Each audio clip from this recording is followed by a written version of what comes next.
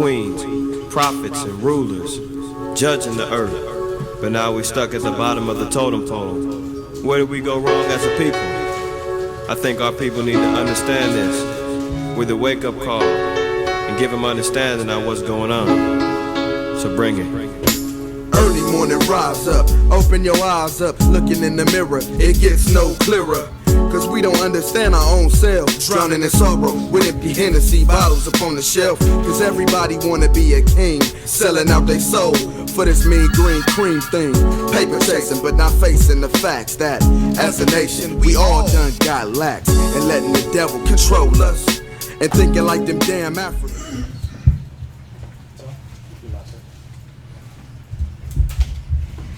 Shalom, brothers and sisters. Shalom. Alright, for y'all online, this is the Israelite School of Biblical History and Practical Knowledge. We're here at 8524 South Braeswood Boulevard, Houston, Texas, 77071. We have classes Monday and Wednesday from 7 to 10 p.m., Friday from 6 to 9 p.m., and then Saturday classes 10 a.m. to 2 p.m. We're also at 4219 Centergate Street in San Antonio. That's San Antonio, Texas, 78217. If you're in Albuquerque, New Mexico, we're there in 501 Copper Avenue Northwest, Albuquerque, New Mexico, 87102. Any questions or comments, you can send those on the YouTube live chat right there at the bottom of your screen, or you can text, please text only 832-941-2443. In between classes, you can also call or text Priest Kazakia at 281-707-2737. Or the number I just gave you, the 832-941-2443. You can also email us at hiddentruth12, that's hiddentruth12@gmail.com. We have kids classes. Kids class tomorrow, every Sunday from 11 to noon. Alright, we broadcast those live on our ISB HBK Kids channel. Please like, share, and subscribe to that channel. Alright, the more subscribers we get, the more this word gets out. It's a very good interactive process for your kids. Get them being able to interact with other kids like them that are learning the Bible, learning the scriptures, learning the truth. You can also check us out on Israelwear on Facebook. Israel, W-E-A-R, Israelwear. If you want to get custom garments made, the sisters make up some beautiful custom-made garments for you. They also do leather girdles, armbands, and headbands at your request. So you can get those all custom-made at Israelwear on Facebook. This week we're doing anything you can donate. Anything that you can donate, canned goods, clothes, cars, laptops, money, whatever that you can give. You can send that to the school address and we'll distribute that to the poor, to the needy, as we've been doing. And if you have any monetary donations, you can put that in the Wells Fargo account. That's account number 101-580-6167. All right, one more time. That's account number 101-580-6167. Don't forget, brothers will be going out. We'll have a few brothers going out to San Diego, California. And that'll be from June 2nd to July 5th. All right, so you can catch us. We'll be doing our classes also out there. And you can catch us also possibly street speaking out there. But definitely catch us for the American Eastern Oils. We'll be doing our the state fair out there and selling our fragrances. So if you're in the California area, you can meet some brothers out there that'll give you that word, give you that knowledge, and make you smell good, all right? All right, so we're going to go straight into the reading. If you have any questions, you can bring them for after class, all right? But for the sake that we're going to go out street speaking, we're trying to get there on time right after class. We're going to do the reading, and then after the reading, we'll go ahead and do class, all right? Still doing it, but the first reader will read Leviticus chapter 25, verse 1 through Leviticus chapter 25, verse 36. So we're going to Leviticus chapter 25, verse 1. If you have questions on the topic, if you have questions on the class, you can go ahead and put those on your YouTube live chat right there, or you can text 832-941-2443. If they're not class related, if they're not related to the topic, then go ahead and send those questions in on the chat or at the text after class, all right, after the topic. All right, so we're at Leviticus chapter 25, verse 1, right? Okay. All right. Through 36. Leviticus chapter 25 and verse 1. And the Lord spake unto Moses in Mount Sinai, saying, Speak unto the children of Israel, and say unto them, When ye come into the land which I give you, then shall the land keep a Sabbath unto the Lord. 6 years thou shalt sow thy field, and 6 years thou shalt prune thy vineyard, and gather in the fruit thereof. But in the 7th year shall be a Sabbath of rest unto the land, a Sabbath for the Lord. Thou shalt neither sow thy field, nor prune thy vineyard. Verse 5, That which groweth on its own accord of thy harvest thou shalt not reap, neither gather the grapes of thy vine undressed, for it is a year of rest unto the Lord. And the Sabbath of the land shall be meat for you, for thee, and for thy servant, and for thy maid, and for thy hired servant, and for thy stranger that sojourneth with thee, and for thy cattle, and for the beasts that are in thy land, shall all the increase thereof be meat. And thou shalt number 7 Sabbaths of years unto thee, 7 times 7 years, and the space of the 7 Sabbaths of years shall be unto thee 49 years. Then shalt thou cause the trumpet of the Jubilee to sound on the 10th day of the 7th month, in the day of atonement shall ye make the trumpet sound throughout all your land. Verse 10, And ye shall hallow the 15th year, and proclaim liberty throughout all the land unto the inhabitants thereof. And it shall be a jubilee unto you, and ye shall return every man unto his possession. And ye shall return every man unto his family. Verse 11. This is Leviticus chapter 25 and verse 11. A jubilee shall that 15th year be unto you, shall not sow.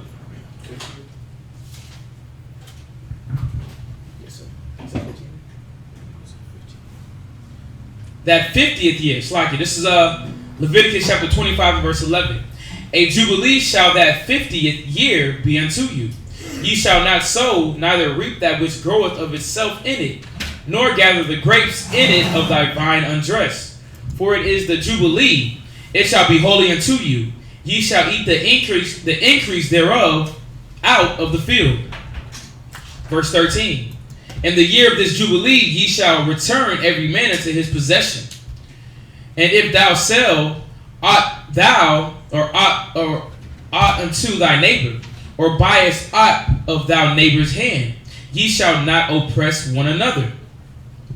According to the number of years after the jubilee thou shalt buy of thy neighbor, and according unto the number of the years of the fruits he shall sell unto thee. According to the multitude of the years thou shalt increase the price thereof, and according to the fewness of years thou shalt diminish the price of it. For according to the number of the years of the fruits doth he sell unto thee. Verse 17. Ye shall not therefore oppress one another, but thou shalt fear thy God, for I am the Lord your God. This is Leviticus chapter 25 and verse 18. Wherefore ye shall do the statutes, and keep my judgments, and do them, and ye shall dwell in the land in safety. And the land shall yield her fruit, and ye shall eat your fill, and dwell therein in safety. And if ye shall say, What shall we eat the 7th year? Behold, we shall not sow, nor gather in our increase. Then I will command my blessing upon you in the 6th year, and it shall bring forth fruit for 3 years. And ye shall sow the 8th year, and eat yet of old fruit until the 9th year, until her fruits come, and ye shall eat of the old store. Verse 23. The land shall not be sold forever, for the land is mine, for ye are strangers and sojourners with me. And in all the land of your possession ye shall grant a redemption for the land. If thy brother be waxen poor, and have sold away some of his possession, and if any of his kin come to redeem it, then shall he redeem that which is his brother sold, or that which his brother sold. Verse 26. And if the man have none to redeem it, and himself to be able to redeem it, then let him count the years of the sale thereof, and restore the overplus unto the man to whom he sold it, that he may return unto his possession. But if he be not able to restore it to him, then that which is sold shall remain in the hand of him that hath bought it until the year of Jubilee. And in the Jubilee it shall go out, and he shall return unto his possession. Verse 29. And if a man sell a dwelling house in a walled city, then he may redeem it within a whole year after it is sold. Within a full year may he redeem it. And if it be not redeemed within the space of a full year, then the house that is in the walled city shall establish forever to him that brought it throughout his generations, and it shall not go out in the Jubilee. But the houses of the villages which have no wall round about them shall be counted as the fields of the country, that they may be redeemed, and that they shall go out in the Jubilee. Notwithstanding the cities of the Levites, and the houses of the cities of their possession, may the Levites redeem at any time. Verse 33. And if a man purchase of the Levites, then the house that was sold in the city of his possession shall go out in the year of Jubilee. For the houses of the cities of the Levites are their possession among the children of Israel. But the field of the suburbs of their cities may not be sold, for it is their perpetual possession. Verse 35. And if thy brother be waxen poor, and fallen in decay with thee, then thou shalt relieve him, yea, though he be a stranger or sojourner, that he may live with thee. Verse 36. Take thou no usury of him, or increase, but fear thy God, that thy brother may live with thee. All right, so these are laws concerning your possessions, concerning your households and things like that.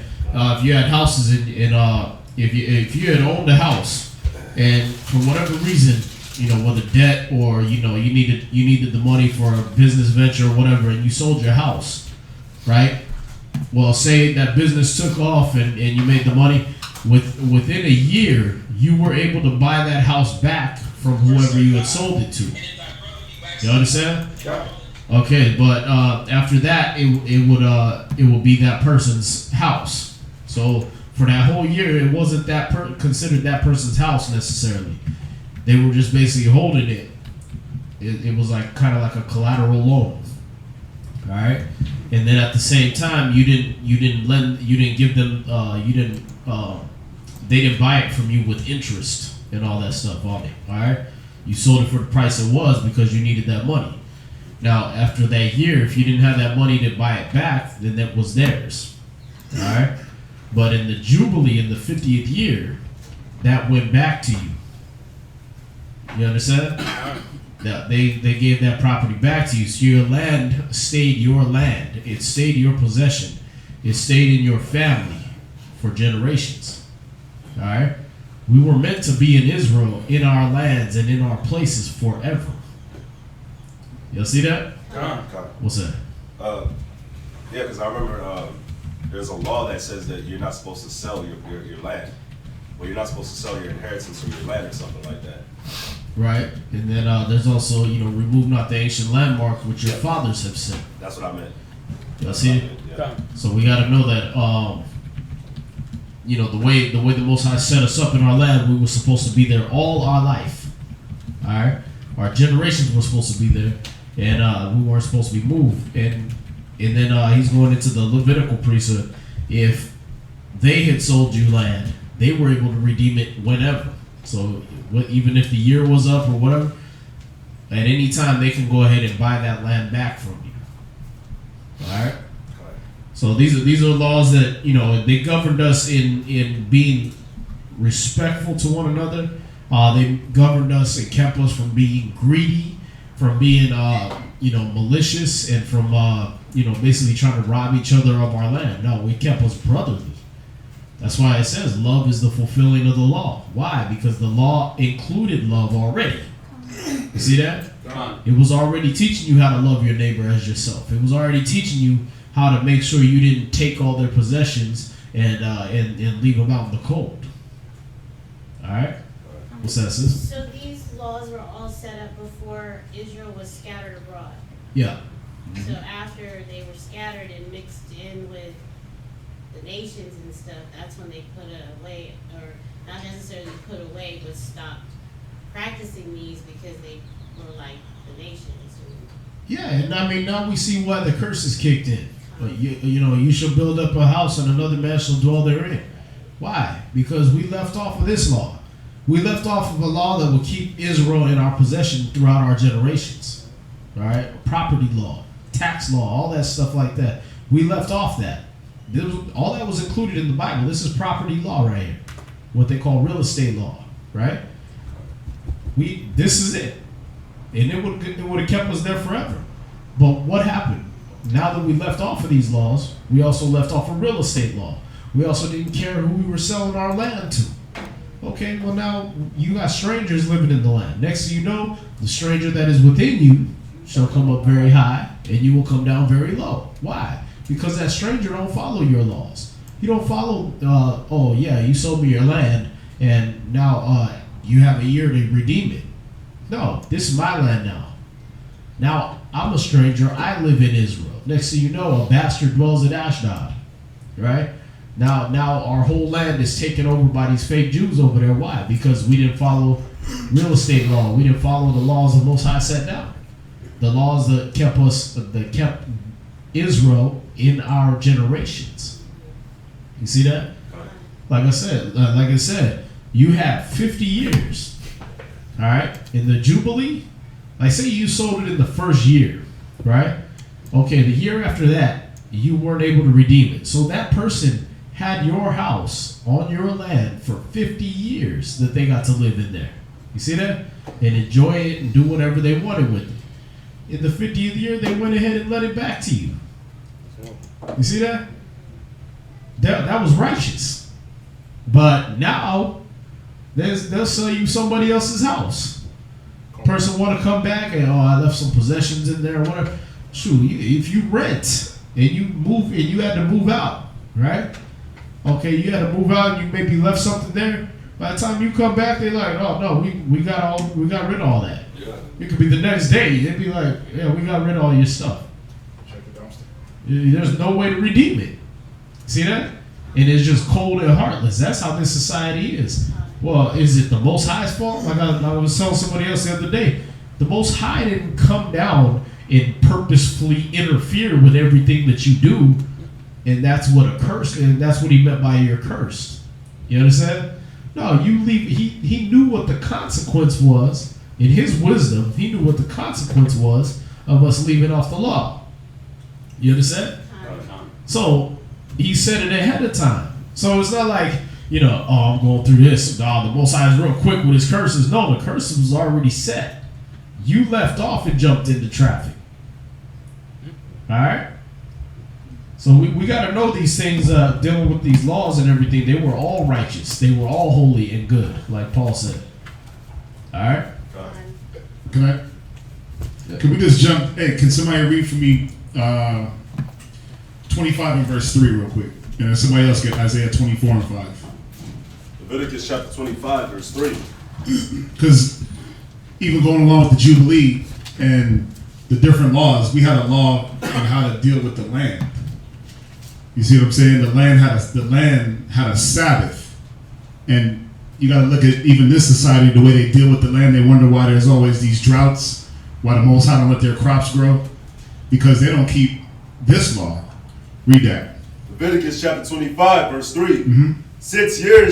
6 years thou shalt sow thy field. Yeah, so the Most High gave us 6 years to sow the field, 6 years to work.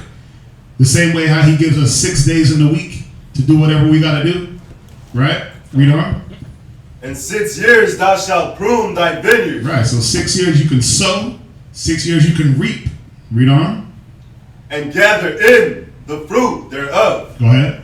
But in the 7th year shall be a Sabbath of rest unto the land. But on the 7th year, which is a law that we know this society definitely doesn't keep, it was supposed to be a rest of the land so it could replenish itself, so it could heal.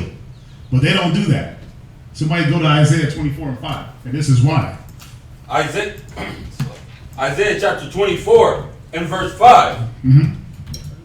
The earth also is defiled under the inhabitants thereof. Yeah, the inhabitants of people that control this earth. When you go to Job 9:24, it says the earth is controlled by the wicked, right? The earth is given into the hand of the wicked. So the wicked inhabitants, they defile the earth. You wonder why you wonder why they got to do GMO crops. Because the Most High is not blessing the land. He's not blessing their crops because they're not keeping just this simple law. Like Balaam said earlier, it was about not being greedy. But this society is so greedy, they always have to be getting more and more and more and more and more. So they say, we ain't gonna keep this law. We can't go a year without sowing. We can't go a year without not planting crops. Because they don't believe in the Most High. Finish reading where you at, Devontae. Because they have transgressed the laws. And they transgress the law. That's why when you get your food, it's defiled. You get your crops, they're defiled. They're GMO. They're not even real. And even if they're not GMO, they're bug sprayed and all types of germs. Y'all see that? Correct. Read on. And another thing that Sabbath year did was it allowed you to consume all the surplus. Like when you deal with this land right here, right?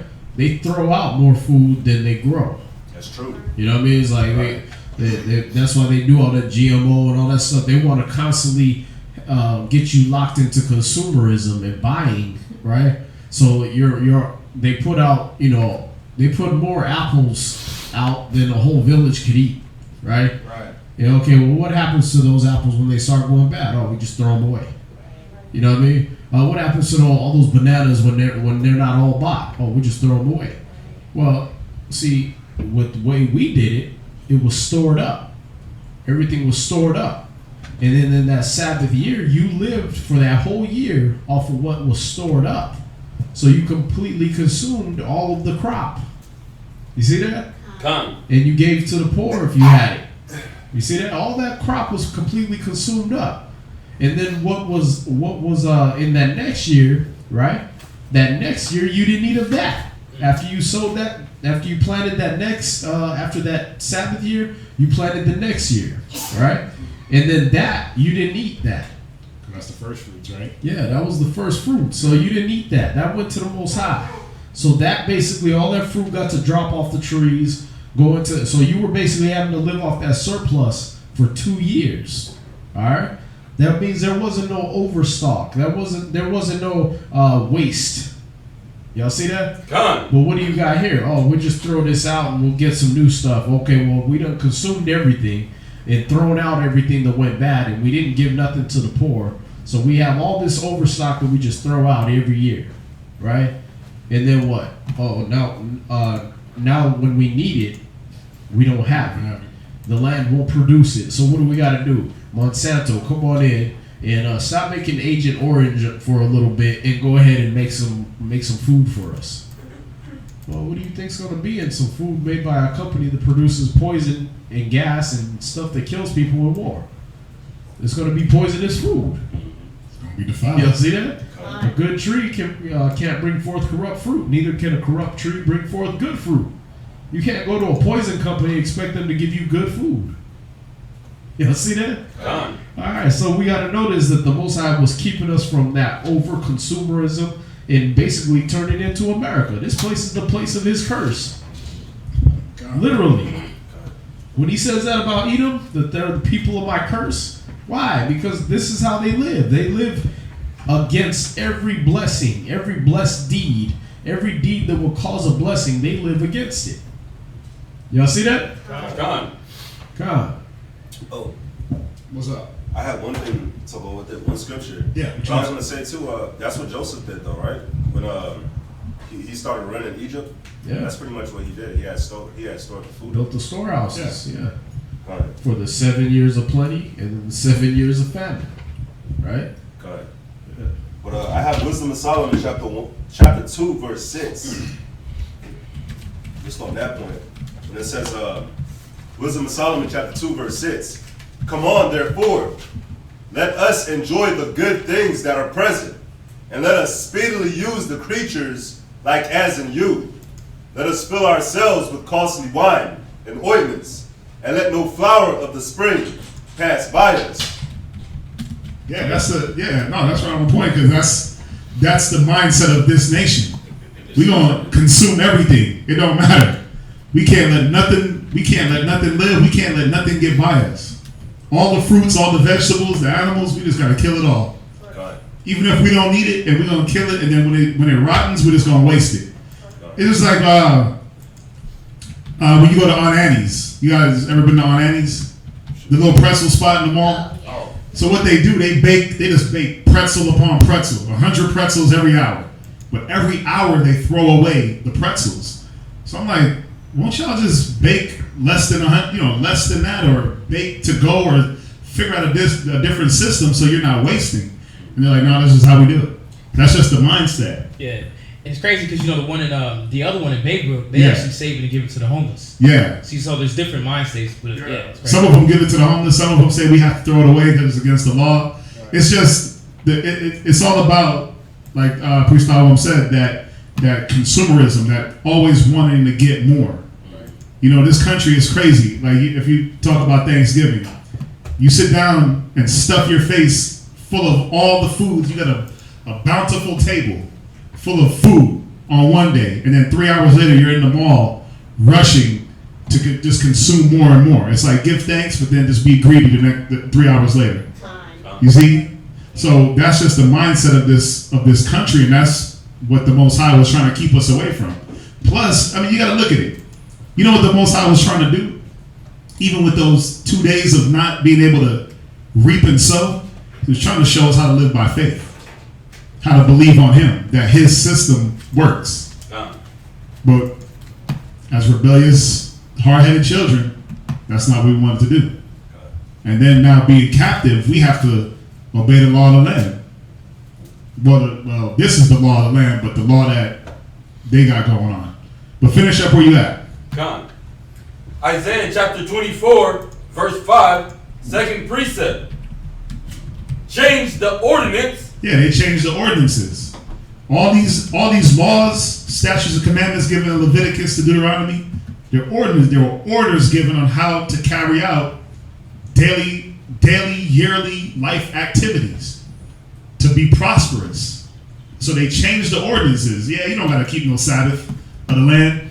You don't even got to keep the Sabbath to the Most High for yourself. Just work. 7 days work. Kill yourselves. Go ahead. Broken the everlasting covenant. Yeah, these laws, these were everlasting covenants for our generations. Just like when you go into the Jubilee and about the buying and the selling of the property. We were supposed to be in our land forever, for generations, even until now. But everything got broken, the covenants, the laws. Go ahead. Verse 6. Therefore hath the curse devoured the earth. The curse did what? Devoured the earth. Yeah, these curses are devouring the earth and the people that are in it. That's why, once again, you get your food, it's all contaminated. The earth is defiled. Everything you eat is defiled. Everything you drink is defiled. I don't care if you grow it yourself, it's still defiled. Because the soil is defiled, the water is defiled. Because they don't follow the law that the Most High said. They broke the covenants. Is that it? Loud. Go ahead. And they that dwell therein are desolate. You see that? We're in desolation, malnutrition, malnourished. We think the food that we eat is doing something for us. I had a boiled egg and I wanted to just pass out. One boiled egg and I just got super tired. I'm like, an egg ain't supposed to just give you the itis. Like, it don't make no sense. But every time I eat something, I'm like, man, why do I get tired? Why do I feel like I just need to go to sleep and take a nap? Because they're putting things in the food to make you want to go to sleep. You see what I'm saying? Come. Is that it on that? Loud. Go ahead. Therefore, the inhabitants of the earth are burned. You see that? We're getting burned up, man. Spiritually, physically, getting burned up. Everything we put in our bodies because we didn't stick to the laws of the Most High. Is that it? Loud. Go ahead. And few men left. All right, that's it on that. Go back to anything else? Leviticus. Go back to Leviticus. I think it's the second reader. Yeah. Yeah, it's second. But I had one more thing to say, man. What you got? On the food subject, when I was working at Rice University, I was in the kitchen, and they wasted. There was 4 cafeterias at Rice University. Each cafeteria wasted. They wasted 170. They wasted enough food to feed 176 people a day. So when you times that they have 4 cafeterias and one cafeteria wasted enough food for 176 people, you times about 4, it's actually 704. Yeah. So Rice University wastes enough food to feed 704 people a day. And I remember when I was in the kitchen, we would have things. We would have like trays that the chefs will cook it, they'll put the plastic over it. Yeah. But like, the plastic's over it, so it's untouched. At the end of the day, we gotta throw that away. So I was like, damn, man, it's a lot of homeless people downtown, like, Go dish it out to them. let's go give it to them. Yeah. You know what I'm saying? They was like, nah, we can't do that. We don't even care about doing that. I was like, damn, man, so we wasting all this food. And this is a big university. People pay Yeah. money to go tuition, and they only want to give back to the community. These are they were 5-star chefs too, so this Wow. is good food. Wow. And the crazy thing is like, they made a lot of food that nobody wanted to eat. Yeah. So it was like they would constantly make a lot of food that nobody wanted. So it was like, damn, you could at least try to be more efficient and stop making these foods that nobody wants to eat and make the ones that, you know what I'm saying? Yeah. They don't care. They really don't care about it. Yeah, because So it's like- other people are paying these tuitions because that's part of the tuition, those meals, things like that, and they're like, man, screw it, it ain't our money. Man, I've seen, That's crazy. I remember this one time, man, this person, they had got their food and they're walking to the cashier to pay for it. Yeah, They swiped their card, like it's like their college card, and Yeah. there was no funds on it. Yeah. They were like, yeah, I'm sorry, but you don't got no funds on it. They were like, I was they like, took damn. his tray, They took his trade. $3 meal. They couldn't even- No, it was like $10. Still, I was like, they damn, threw away enough man. food that day to feed another 100-something people. Yeah. Yeah, bro. That's the mentality of this society, and that's what the Most High was trying to steer us away from. Because even dealing with the crops and the way we grew things, we were supposed to leave crops on the edges when we did reap and sow for the poor. But this society doesn't believe in that. They believe in the rich get richer, the poor just got to fend for themselves. Dog eat dog. Abadai, what's up? And I was just gonna say that that mentality gets perpetuated, like the scripture says. Like each generation is suffering. Yeah. That mentality, that mind state is also perpetuated because it's passed down. Right. It's passed down Each generation. generational curse. Yeah. Yeah. Yeah. And that generation of the world too, not just Israel. Oh yeah. But the world, like the rich, they pass that mentality down to their kids, and they think the same way, and it just continues to be perpetuated. And it gets stronger though. That's the thing. As it gets passed down, it gets stronger and stronger. That spirit of greed is strong. It's strong. What you got? Now I was going. This is in 2nd Ezra chapter 16. It's talking about the food as well. We can start at 2nd Ezra chapter 16 and verse 20. 2nd Ezra chapter 16, verse 20. Just to piggyback on the topic. 2nd Ezra chapter 16, verse 20. But for all these things, they shall not turn from their wickedness. Yeah, so the day is definitely talking about the wicked. You know, they will not turn away from their wickedness. If you actually read up, it talks about the plagues and sorrows and tribulation that's going to be coming on this earth. Right. So continue to read. Nor be always mindful of their scourges. Right, definitely. Continue to read. 21. Behold, victuals shall be so good. Behold, victuals shall be so good cheap upon earth. So if you actually look up the word victuals, victual means food. Let's look this up real quick. It says food or provisions, consumption for consumption. So provide with food or other stores. So definitely it's talking about food. But read that again on 21. Verse 21. Behold, victuals shall be so good cheap upon earth. Definitely. People think, once again, they go to the store, they see all this, you get 5 for 1 or 10 for 5. It looks good, but it's really not. Once again, this goes back to the GMO. It goes back to what America's trying to do to its people. But once again, this is the wickedness of this nation. You know what I'm saying? They don't even care about all this other tribulations, famines. We still got food on deck somehow. Continue to read. That they shall think themselves to be in good case. Right. You think that you're at peace. You're cool. It's good. You eating good. Because you can get 10 for 10 at Kroger. Yeah, you got, it's not even that. You go to Wendy's and get what? 10 for 10. Yeah, that. You get 99 cent you get the nuggets. burger, you get the fries, but that's not food though. 4 for 4. Yeah, it's like everybody's doing that 4 for 4 now too. Yeah. Listen, but Israelites, listen, we think we good since we got some food in our belly. We're at peace. Hell no. But I'll continue to read. And even then shall evils grow upon earth. Yeah, so even though your belly full, you're eating good, you're going home at night, having your ice cream, Ben and Jerry's, peanut butter jelly sandwich, all these cats that have the sugar attack at night. Nah, listen, this is still coming. Read. Sword. Read. Famine. Read. And great confusion. It's still coming. But once again, this is just the illusion of the wicked nation, man. And so crazy. They satisfy us with these small sensual things, food, music, movies. Takes your mind off of it, man. Oh no. Read verse 22. Yeah, verse 22. For many of them that dwell upon earth shall perish of They famine. should do what? Perish of famine. Yeah, because when you go back to this Leviticus, they're not keeping the law. It's happening now. Think about all these farmers that are going out of business because they can't grow crops. The Most High is sending droughts on their land and killing their animals and killing their crops and selling locusts. Right. He's hitting them with the plagues of Egypt. What's up? Even if GMO is growing their stuff next to you and their fertilizer hits your crop, listen, That's theirs. they taking that too. Yeah, that's theirs. Crazy, man. But think about it. They got to do the GMO because this is happening already. This famine of the land. Mm-hmm. But after a while, the Most High is going to make it to where even the GMO can't grow. Right. He's going to send, like he's been doing, sending locusts into Kansas to eat up all the crops. Right. Ice storms, droughts, all these floods. He's doing all these things and the prophecies are coming to pass because they're not keeping these laws. They've broken, like it says in Isaiah, they broke the everlasting covenants. Right. It's about to look like the book of Eli. Yeah, soon. he's gonna be eating cat now. Deserts. Cat oil. Right. Anyway, let's go back. No cat oil. I have a No question. cat oil. What's up? Why was the year Jubilee every 50 years? Because when you Why read, 50? It's 7 Sabbaths. yeah, yeah. 7 times 7 is 49. So in that 50th year, you let it go. Oh, okay, 7 Sabbaths. Yeah. That's Oh, that's perfect. Yeah. You just read it. Yeah, 7 Sabbath years, Mhm. right?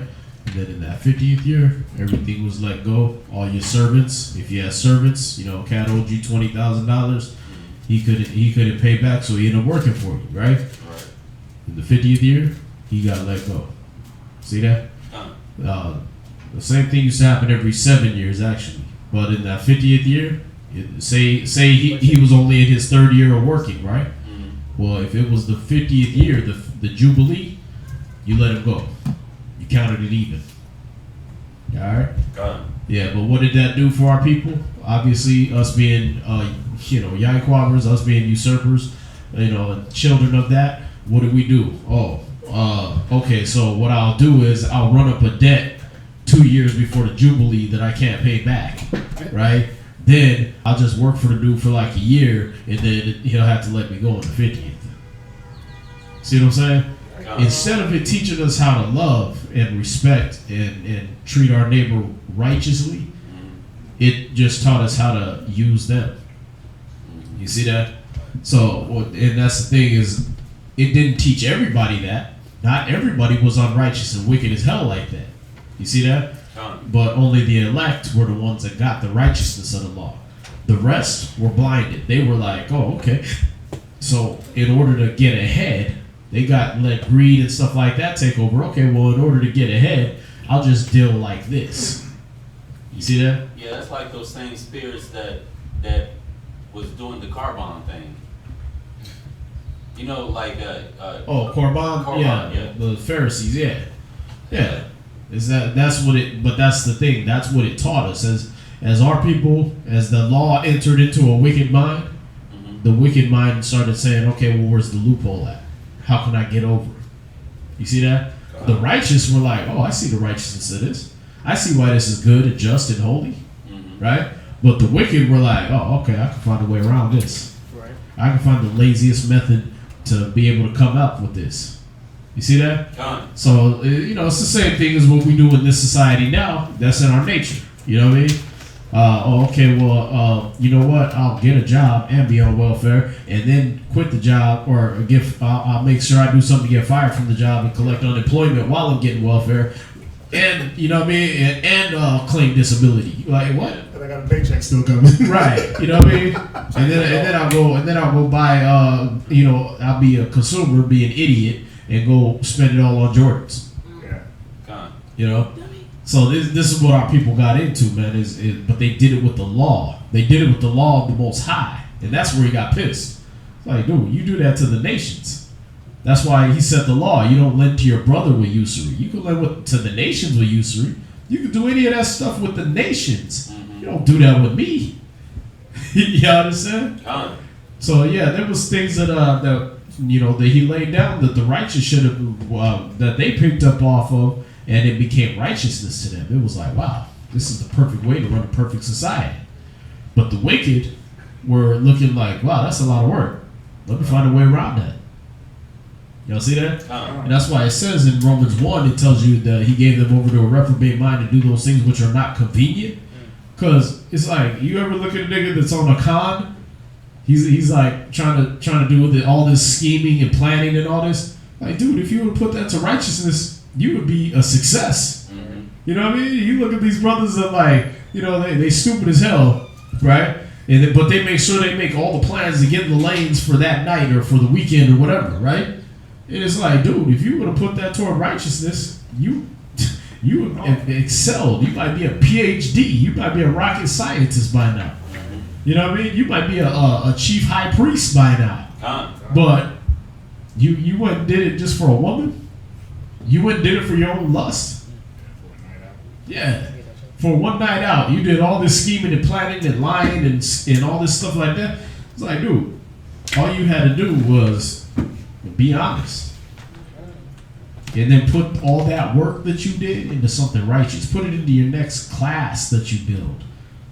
You'll see that? That's our people, though. We see it now today. Why did the law kill us? Why did it become a curse to us? That which was good became a curse to me. Why? Because you was against it. You wanted to use it for. Well, I was gonna say because we didn't apply Matthew 6:33. We didn't put the Most High first. There you go. And then He would have given us everything that we needed and wanted had we just been constantly conscious of Him at all times. Yeah. If we would have saw Him first in His righteousness, instead of just looking at the letter of the law, if we would have saw the righteousness of it, we would have been way ahead, man. He said it. He said, "I will set you on high above all nations on the earth." And He gave it to us from the jump. Mm-hmm. That's what's crazy, man. He put us in the most fertile place on the planet. It's called the Fertile Crescent. Even to this day. That's why He's saying, "This is my land." Y'all see that? God. We gotta know the things the Most High did. He put these in play for a reason.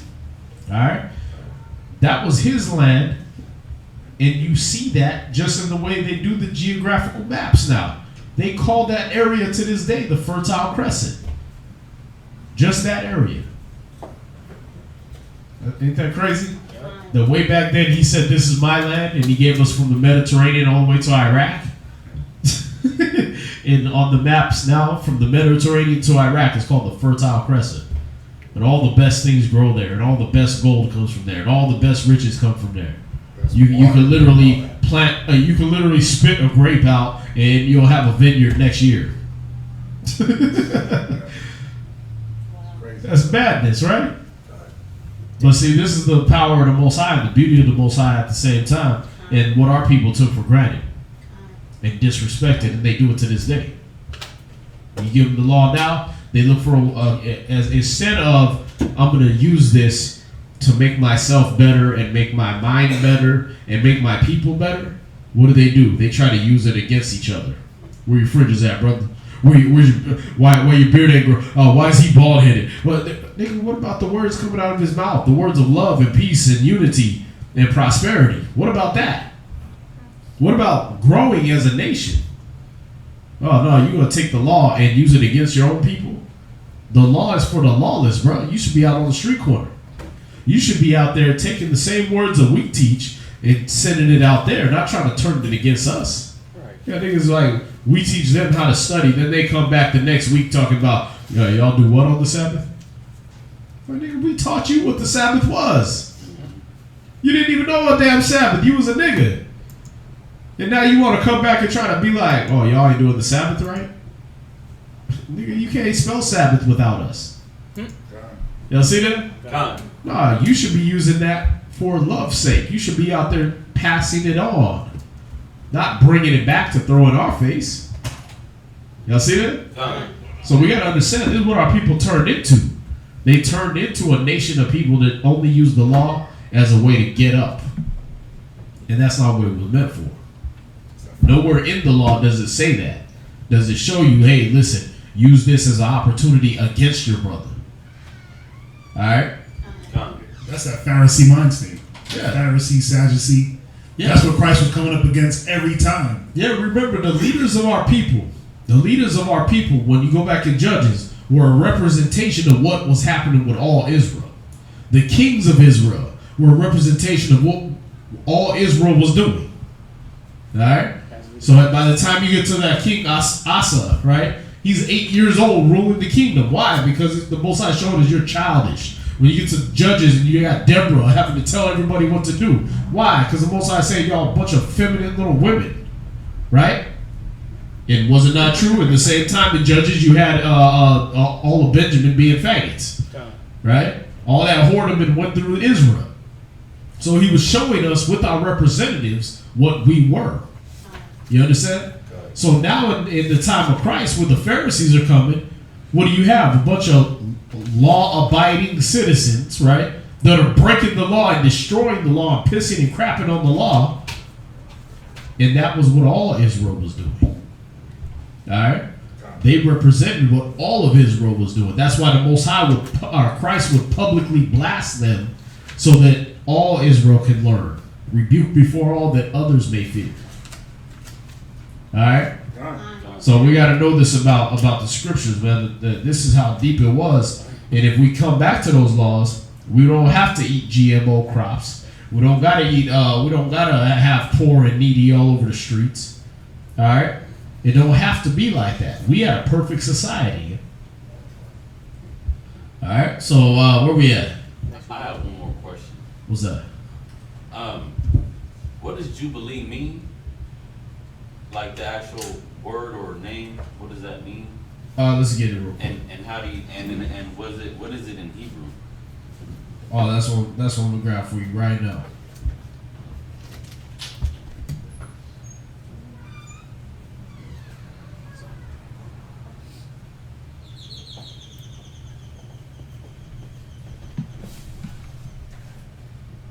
I mean, you can look it up in the Zondervan too if you got it. I looked it up in Zondervan. It's explaining Jubilee, but like I was wondering what the word meant, like, or like how it could be like it could mean restoring. So I got the definition for you. Yeah, in Hebrew it would be Yabal or Yawabal. Yeah.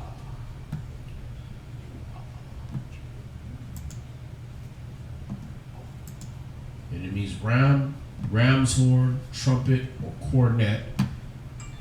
And then the second one says Jubilee year, marked by the blowing of cornets. All right, like a blowing of trumpets. All right, it says the blast of a horn from its continuous sound, specifically the signal of the silver trumpets, hence the instrument itself, and the festival thus introduced. Jubilee, ram's horn, and trumpet. And this is the memorial blowing of the trumpets, which we did. Every 50th year they would blow those silver trumpets of like 50 shekels. They were made out of 50 shekels worth of silver. All right. So they will blow those trumpets every Jubilee, every 50th year. All right. This is how we kept our time, and how we kept our civil years and everything like that. Now, it also represented those same trumpets you read about when?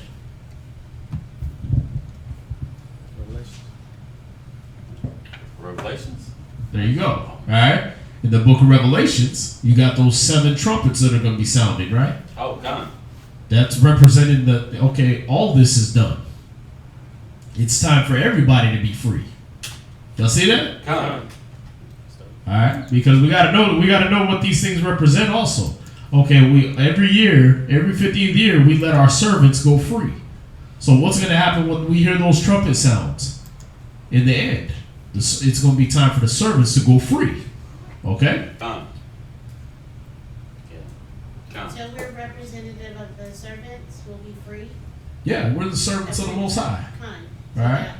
That's us. That's speaking of us going free. Yeah. when you read Romans 9, verse 1 through 4, it tells you the service of God belongs to the Israelites, right? So we're the servants. All right. What was the other one? Is it's in Psalms. 147. Y'all was just drilling on it the other day, man. It's Isaiah 41 and 8. Is that it? Isaiah 41 and 8 speaks about being servants. Yeah, that's the one. I'm sorry. That's Psalms. Isaiah chapter 41, verse 8. But thou, Israel, art my servant, Jacob, whom I have chosen, the seed of Abraham, my friend. There you go. See, we're his servants, and we're going to be the ones that go free when those trumpets sound in the end. All right. So these were things that we did in the past, and we did it for every 50th year to let our servants free, and they're representative of what's going to happen also in the future when Christ comes. Those trumpets are going to sound, and we're going to be changed in the twinkling of an eye. All right. What's that up? I was going to say Psalms 105 and 6 too. It says, ye seed of Abraham, his servant. So the seed of Abraham is his servant. There you go. Ye children of Jacob, his chosen. All right, so that's that word. Good precept. That word Yabal. All right, what they call it. It says Yabal or Yabala. That's Jubilee in English, or Jubile. And it was just a blowing of the trumpet. It represented the ram's horn. That's why we blow this every time during class and everything like that. This is that symbol of our freedom. All right? They got their stupid Statue of Liberty. They got their little 4th of July, their stupid flag and all that, right? This is us. It's a symbol of our freedom. Yeah. All right? All right, so where we at? Next reader? All right, so you gonna switch him seats. You gonna sit over here. All right, wait, we gonna switch out there first. I think 130 Psalms 136 and 22 too. States of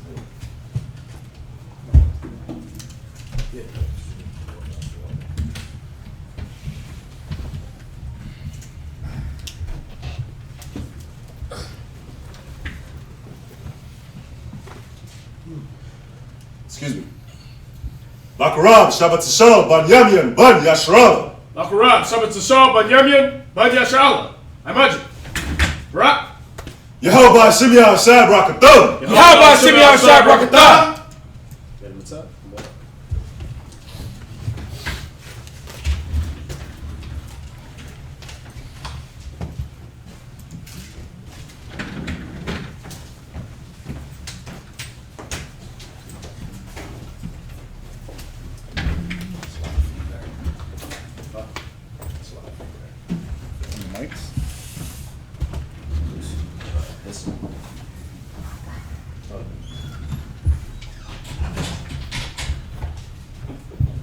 This is Leviticus chapter 25, verse 37.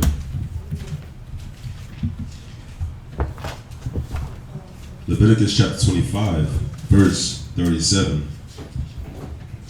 Thou shalt not give him thy money upon usury, nor lend him thy victuals for increase. I am the Lord your power, which brought you forth out of the land of Egypt, to give you the land of Canaan, and to be your power. And if thy brother that dwelleth by thee be waxen poor, and be sold unto thee, right, so right there, excuse me, but right there, you shall not give him thy money upon usury. We didn't lend to our people with interest. All right, wasn't no it wasn't a special thing. Oh, interest-free loans. No, that was a common thing. You loan something, I give you I loan you $100. You give me $100 back. It ain't. You loan me. I loan you $100, but I loan it at a 20% interest rate, and then next week you owe me $120. Y'all see that? No, the whole point was to keep us out of bondage. That whole system of credit and all that stuff like that you deal with in America is wicked as hell. How you gonna give me, or especially the pawn shops? They're the worst, man. They loan you at like 150% interest. Like, okay, I gave you my gun. You loaned me $1,200. By the end of the month, I owe you $1,400. You know, you make a $300 payment. You come in next month, you still owe $1,200. It's like, what the hell? I just paid you $300. How you get it right back to the same thing? Oh, well, interest. Like, damn. They kill you with that, right? And then if you can't pay it off in a certain amount of time, what they do, they keep your stuff anyway and your money that you paid. Y'all see that? It's insane, man. Then they go resell your stuff at a higher price than they gave you. They tell you, oh yeah, it's only worth $1,200. But then when you come back, you know, after they took all your money and everything, and then you come back, they got your gun on sale for $2,500. It's insane, man. But this is what the Most High was trying to keep us from, because you know what this stuff does, and I learned this while I was teaching my mom something. But this stuff spreads demons. It spreads spirits. That's why the Most High put it out of Israel, right? If you was a rapist, they put you to death. Why? Because you just put a whole bunch of spirits on that woman. Now she's gonna run around bitter, angry, resentful, right? If you're not put to death, there is no closure for her. See that? So if there's a rapist running around, okay, well, now this woman is still thinking, I hate this dude, I hate his family, I hate everything about him. That's a sin right there, right? Yeah. So you causing her to sin, and then at the same time, you're still running around free. That's just gonna make her more bitter and angry and resentful. Then people around her that know her and cared for her, they start getting bitter and angry and resentful. Oh, there's no justice, right?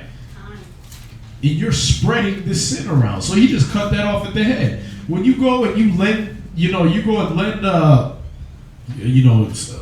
the case I just said about the gun, right? You take your prized possession to the pawn shop, right?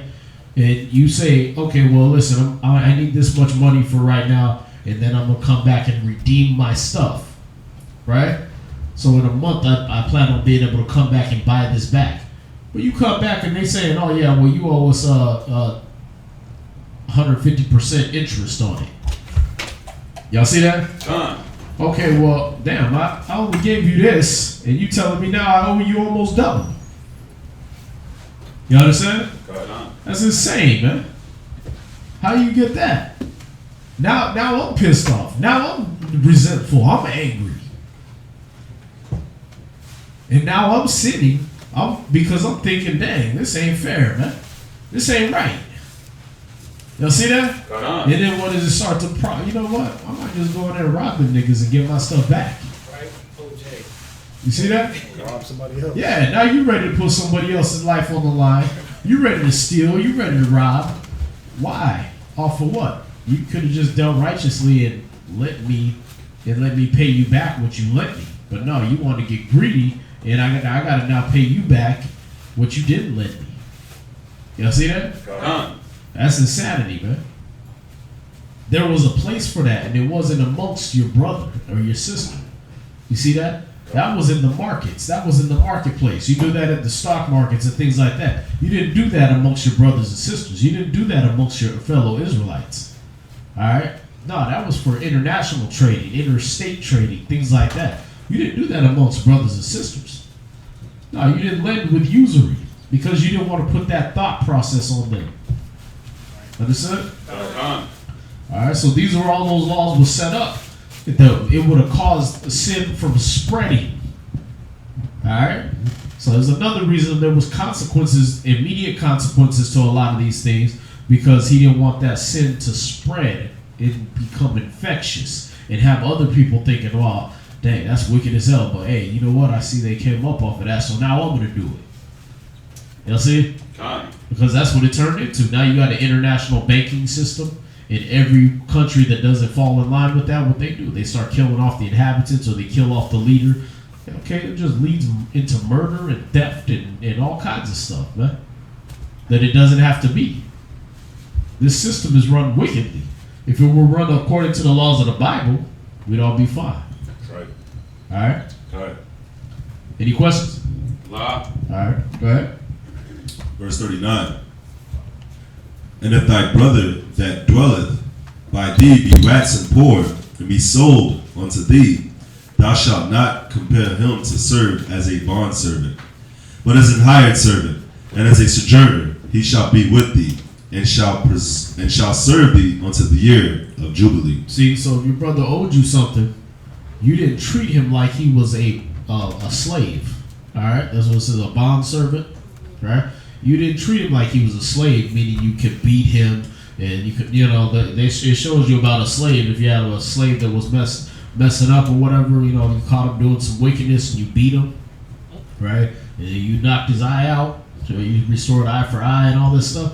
Well, with your brother, you didn't treat him like that. If he did something messed up, okay, well, you didn't get to beat him. You didn't get to put your hands on him. No, he was just a person that was hired. See that? If he's working for you, you're setting a wage. Okay, well, you owe me this much money. I'm going to pay you $10 an hour. And I'm basically just going to keep that until the debt's paid off. See? That's righteous. All right? Where you at? Verse 41. Leviticus chapter 25, verse 41. And then shall he depart from thee, both he and his children with him. So in that Jubilee, you let him go. He wasn't a servant no more. He wasn't he wasn't in your employee anymore. All right? Got it. And shall return unto his own family, and unto the possession of his fathers shall he return. For they are my servants, which I brought forth out of the land of Egypt. They shall not be sold as bondmen. Thou shalt not rule over him with rigor, but shalt fear thy power. Both thy bondmen and thy bondmaids which thou shalt have shall be of the heathen that are round about you. See, if you get servants and if you get slaves, you get them from the heathen. You didn't make slaves out of your people. All right. The whole purpose of the law, remember, I am the Lord your God that brought you out of the land of Egypt, out of the house of bondage. Right? So why would we want to put each other back into bondage? The whole point of all these laws is, hey, listen, you're not going to be in slavery. If a man owes you some money, he owes you some money. Okay, cool. He works for you. If he ain't got it, he works for you. See that? And then when he's worked off that debt, or if it's that 50th year, he goes free. If he had family, they go free with him. You don't take none of that. All right? Go ahead. Of them shall ye buy bondmen and bondmaids. Right. So a lot of the things I'm saying, do you understand and things like that? Because see, we're dealing with the law here. All right. A lot of people, they'd be like, well, why, I've seen it on YouTube. They make the comments. You always saying you understand. I'm listening for y'all to say Khan, because that's what Moses did. He was like, all the congregation said Amen. They agreed. Because see, the thing is the Most High Christ told you by every idle word you'll be accounted for, right? Okay, so if we're reading this law and you don't understand what's going on, then you might grow up to be one of those people that starts using the law wickedly. And we don't want that. We want you to really understand the righteousness that the law was trying to teach. Okay? Because otherwise you're going to learn the technicality of it. And if you have the technicality without the righteousness, the law is nothing to you. Alright? The law is worth nothing for you. Because you're just going to be like, that's what Paul was saying. As many as are under the curse, are under the works of the law, are under the curse. Why? Because you didn't understand the spirit of the law. You're not using it righteously. So the Most High is going to hold you accountable for everything you heard. He's going to hold you accountable for not dealing with the righteousness of the law. You understand? All right, so we got to make sure that y'all understand while we're reading these things, because this whole world is going to go back to this. All right? And we want y'all to be able to run your households and run your countries and your lands in righteousness. That's the whole point of us teaching. The whole point of us teaching is not for us just individually to have a better life, or individually to be able to say, yeah, I'm part of ISB HPK. The whole purpose of this is to prepare you for the next time. When Christ come back and destroy this wicked system and bring us into this system. All right? So we're planning ahead. We're not planning for you to just, we say the Israelites quote biblical history and practical knowledge so you can practice what you're teaching, right? Okay, so we're not doing it just for right now. I think that's where people get confused. They don't have no vision in sight. They think it's, they're teaching me how I can operate in America. Screw America. They're going to die. This place is going to be burnt up with thermonuclear destruction. Screw this place. We're preparing you for the next land, for the next Jerusalem. You understand? All right, so we're not trying to prepare you for just how to live in this country, how to operate in this society. If we were doing that, we wouldn't be teaching you the Bible. We'll be like, hey, listen, come in, pull your pants down, give up your Duke shoe, right? And that's how you're going to make it in this country. Now, go back to work. Right. In the class, right? We put that on YouTube, let it loop, let it get 90 million views, and and that'll be the end of it. That's true, though. I mean, yeah, because that's what people want to hear, right? Exactly. Oh, how do I get ahead of this society? Oh, you got to give up that booty. Oh, thanks. Like, share, subscribe. Yeah. 90 million views. Yeah. Because that's what people want to hear. You open this book, they like, here they go. Oh, I'm sorry I opened up this righteous thing that'll help you live forever. Sorry I opened up the fountain of youth. Let me open up the fountain of death for you. Right. Let me show you how to kill yourself and die in slavery and in where nobody knows you.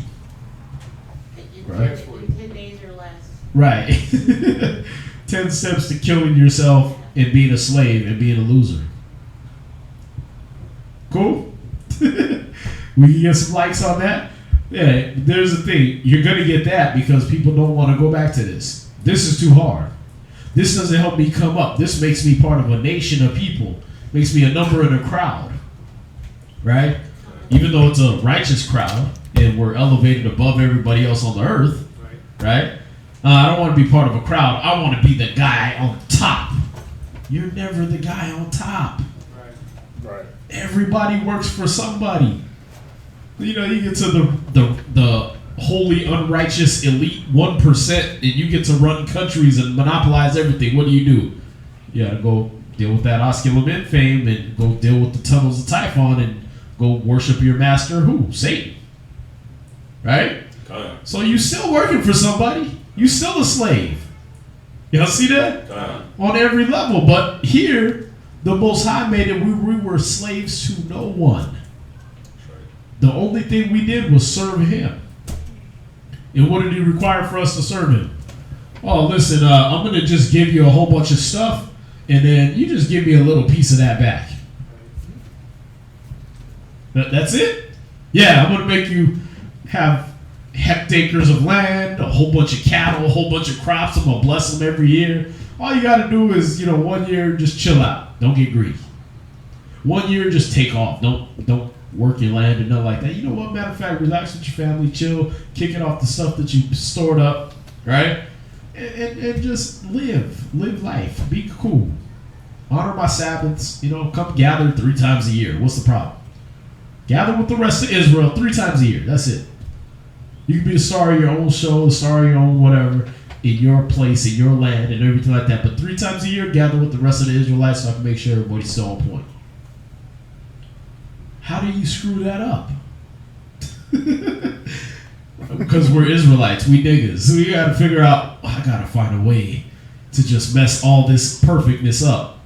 Gotta find a way to only gather 1 time a year. Right. 3. Yeah, that's too much. Right? It's like that guy on, if y'all seen that movie Talladega Nights, Ricky Bobby's dad. Ricky Bobby's dad. They just sit there at Applebee's and he's just, everything's just perfect. We got the family here. And I just can't do it. No. I ordered onion rings. What did he say? He got mad at the waitress. Yeah. Then he got thrown out of Applebee's. Then they come out. What's the problem? What's wrong with you? Whatever bone it is that makes people do right, I just don't have it. Like, damn, you just gotta mess everything up? Yeah, that's it. That's Israel, man. Like, we take anything perfect and just turn it into crap. Y'all see that? God. That's our problem. That's what decays us as a nation. That's what decayed us as a nation, is leaving off of these laws. All right? Where you at? Leviticus chapter 25, verse 45. Moreover, of the children of the strangers that do sojourn among you, of them shall ye buy, and of their families that are with you, which they begat in your land, and they shall be your possession. Verse 46. And ye shall take them as an inheritance for your children after you, to inherit them for your possession. They shall be your bondmen forever. Right. So when we got slaves of these other nations, they were our bondmen forever. They were slaves forever. All right. We didn't let them go in the Jubilee or nothing like that. They were property. So yeah, we had slavery. All right. Now, who were our slaves? Was it just any old person we saw? We just captured them and threw them in slavery? Nah. These were nations that went to war with us and they lost. All right. This is like we just went off and trapped a bunch of people in their land and drug them off to Israel. These were nations that were at war with us and they lost. Get that through your heads, all right? Because you're going to have people talk about that. Oh, y'all had slavery in the Bible. Yeah, damn right we had slavery in the Bible. If we kicked your ass, if you came into our house trying to take it over, and we kicked your ass, guess what? You try to kill me. You try to take my life. You try to take my children's lives. You a slave forever. Right. And you ain't got nobody to redeem you because I whooped your nation? Guess what? You ain't got no land to go back to. When we used to destroy these people, that was an act of mercy to keep them in slavery. Yep. They ain't got no land to go back to. We used to utterly wipe out the whole nation. That's right. Abraham did it with 318 men. He wiped out 4 nations, man. They people that had no people to go back to. They was just going to be wandering out in the desert waiting for pirates to come and rob and kill and rape them. No animals, nothing. Yeah, they didn't have jack. We took everything. So we let them in the house and fed them and clothed them and gave them a job. Damn right they were slaves. Damn right we had slavery. Y'all see that? But it was a righteous slavery, even when you look at it. All right? Okay, if you went ahead and slept with one of your slaves, well, then you made her your wife. Or you made her a concubine. And you gave her a portion and you gave her a status. If you had a kid with her, that was your child. You gave him an inheritance. Y'all see that? We had all kinds of laws governing our slavery that made it right and made it okay and made it, we didn't deal with our neighbors like that. We didn't say, hey, I'm going to sell you into slavery because you owe me money. That's insane. No, they work for you. You see that? Hey, listen, bro. Listen, man. I lend you my car. You crashed the thing. You ain't got the money to pay it back. Well, listen. You gonna work for me until you pay that off. Here's what I'm gonna do. I'm gonna have you be master over the servants I got. All right. So you gonna make sure they keep my house right. If they get out of line, whoop their ass and do whatever you got to do. Keep them in check. You're an overseer. You didn't just give them some crap position. Hey, listen, man. You wrecked my car. You gonna clean toilets for life. How's he ever gonna pay back that debt? Cleaning toilets. You see that? This is insane. So listen, I dealt with you righteously. I gave you a good position in my house and everything like that. And then in that 7th year or in that jubilee, I let you go free. And the debt's paid in full, man. It's all good. All right. Or hey, 2 years you worked for me, good. Okay, well, you earned that back. Go ahead and take you. Oh, you got your wife or one of my servants? Cool, take her with you. You see that? Anything that you earned while you was in there that was superfluous to the debt you owed me, you take that with you, bro. Any slave that we got from the other nations, though, you slaves forever. All right? And that's what's going to happen with Esau. And even that is going to be righteous. Because why? You ain't got none remaining of your house. You ain't got no house to go back to. Y'all see that? So, yes, you get to be a servant because otherwise it's this or thermonuclear destruction. What you want? What, you going to go back to America? There's nuclear radiation that's going to be there for about 50 billion years. How you want that? You want to inhale that radiation dust, or you want to come to Israel, sweep my floors, and mop my kitchen? What you want to do? Y'all see that? So even that's going to be righteous and merciful.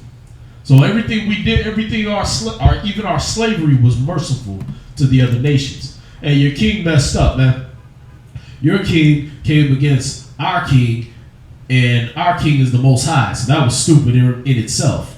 All right, he fought for us. The angels came down, whooped all y'all. Then they told us, "Hey, go in and take all the spoils. You're one of the spoils. You're lucky they didn't kill you. You want to work or you want to die?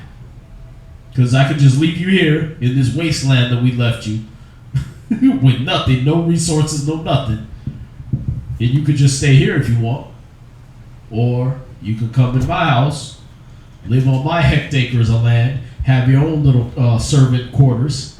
Right? Possibly get you a wife, possibly get you some kids and all that. And they'll be servants to me. Right? In my household. Or you could just die out here in the wilderness. What you want to do? Y'all see how this works? Alright, so this ain't just we was capturing niggas in Africa and bounding them up and taking them out of their land. The scriptures gave us a law against that, right? If you take a man and sell him, you shall surely be put to death. So we kept that law. We didn't go to other nations and just be like, gotcha, come on back. By now. No, that was a law. We could not do that. So we didn't have. How do you say, oh, y'all Hebrews was having slavery? So you got that big lip dummy polite saying, right? Y'all Hebrews was having slavery. Y'all was okay. Well, why don't you read the rest of the laws, bro, and get the understanding that we had slaves that were casualties of war. Otherwise, see that? It's what America didn't do with the Vietnamese and what they didn't do with the Germans and things like that they should have done because they didn't leave them no nation. Now you got all these poor Vietnamese cats having kids and walking around in their rice field blowing their damn body parts off because there's still landmines left over there from the 60s. Hiroshima and Nagasaki, right? You go over to Japan and everything like that, and you still got people having damn 3-headed kids and everything from all the radiation that came from that. Still there. You understand? They still having problems over there off of that.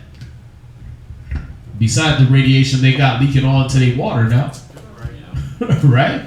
So, like, what would have been merciful? To leave them there in that land after we done bombed the hell out of them? Or to say, you know what, we're going to make y'all servants over here.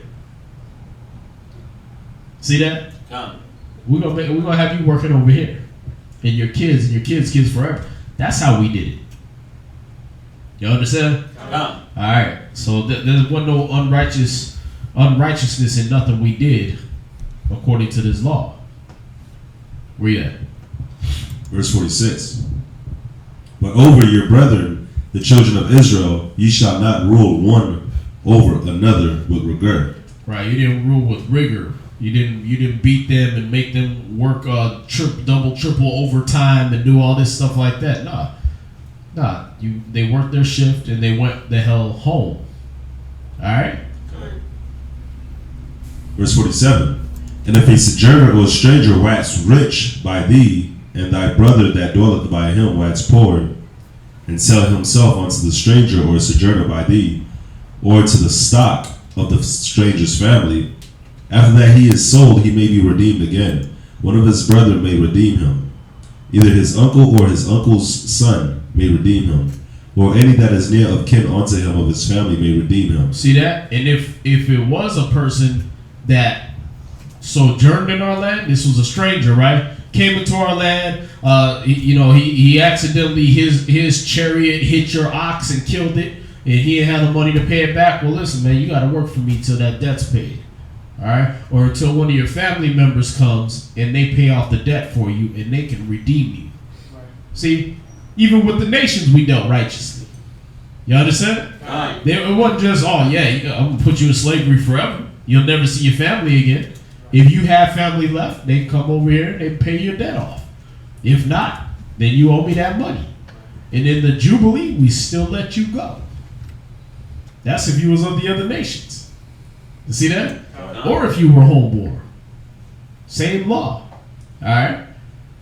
So we didn't have the slavery like that. Again, our slavery was the Moabite king comes into Israel. Hey, I'm gonna take this place over. Okay, we whoop the Moabite king, send him, behead that nigga, and he don't have a whole nation left. We go into his country, we wipe everybody out so they can't do it again. Keep the women alive. They servants now. Y'all see that? Why? Because you ain't got nothing else to go to. We done killed all your men. They laying in the field with flies buzzing on them. All right? So all this was righteous, man. Everything the Most High set up, if you think about it more than 2 seconds, instead of just going, oh, it's slavery, right? If you think about it in the mind state that, hey, I'm trying to come back to some righteousness. Let me see what's righteous about this. You'll find it. All right, but if you look at it saying, let me see how wicked it can be, and you trying to take things out of context, okay, you're going to find it. You're going to find that too. Anything you want to take out of context, you're going to find what you're looking for. All right? Go ahead. 49, last precept. Or if he be able, he may redeem himself. Verse 50. And he shall reckon with him that bought him from the year that he was sold to him unto the year of Jubilee. And the price of the sale shall be according unto the number of years. According to the time of an hired servant shall it be with him. If there be yet many years behind, according unto them, he shall give again the price of his redemption out of the money that he was bought for. And if there remain but few years unto the year of Jubilee, then he shall count with him, and according unto his years shall he give him again the price of his redemption. And as an yearly hired servant shall he be with him, and the other shall not rule with regard over him in thy sight. And if he be not redeemed in these years, then he shall go out in the year of Jubilee, both he and his children with him. For unto me the children of Israel are servants. They are my servants, whom I brought forth out of the land of Egypt. There's another scripture, all right? Go right with that. The children of Israel are servants to the Most High. All right? Go ahead. I am the Lord, your power. Exodus chapter 26, verse 1. Ye shall make you no idols nor graven image, neither rear you up a standing image, neither shall ye set up any image of stone in your land to bow down unto it, for I am the Lord your power. Why? What's the big problem with that?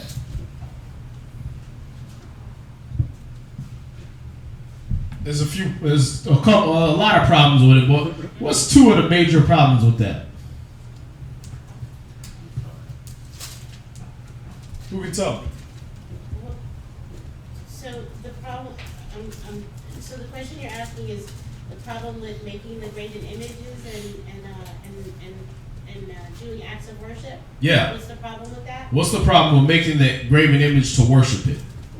Because then you're taking away the worship that you're supposed to be given to the Most High and giving it to a power that didn't create, or to giving it to an image that didn't create anything. So you're giving the Most High's glory to something else, right? That He created. All right. So there's that problem. What else? What's another big problem?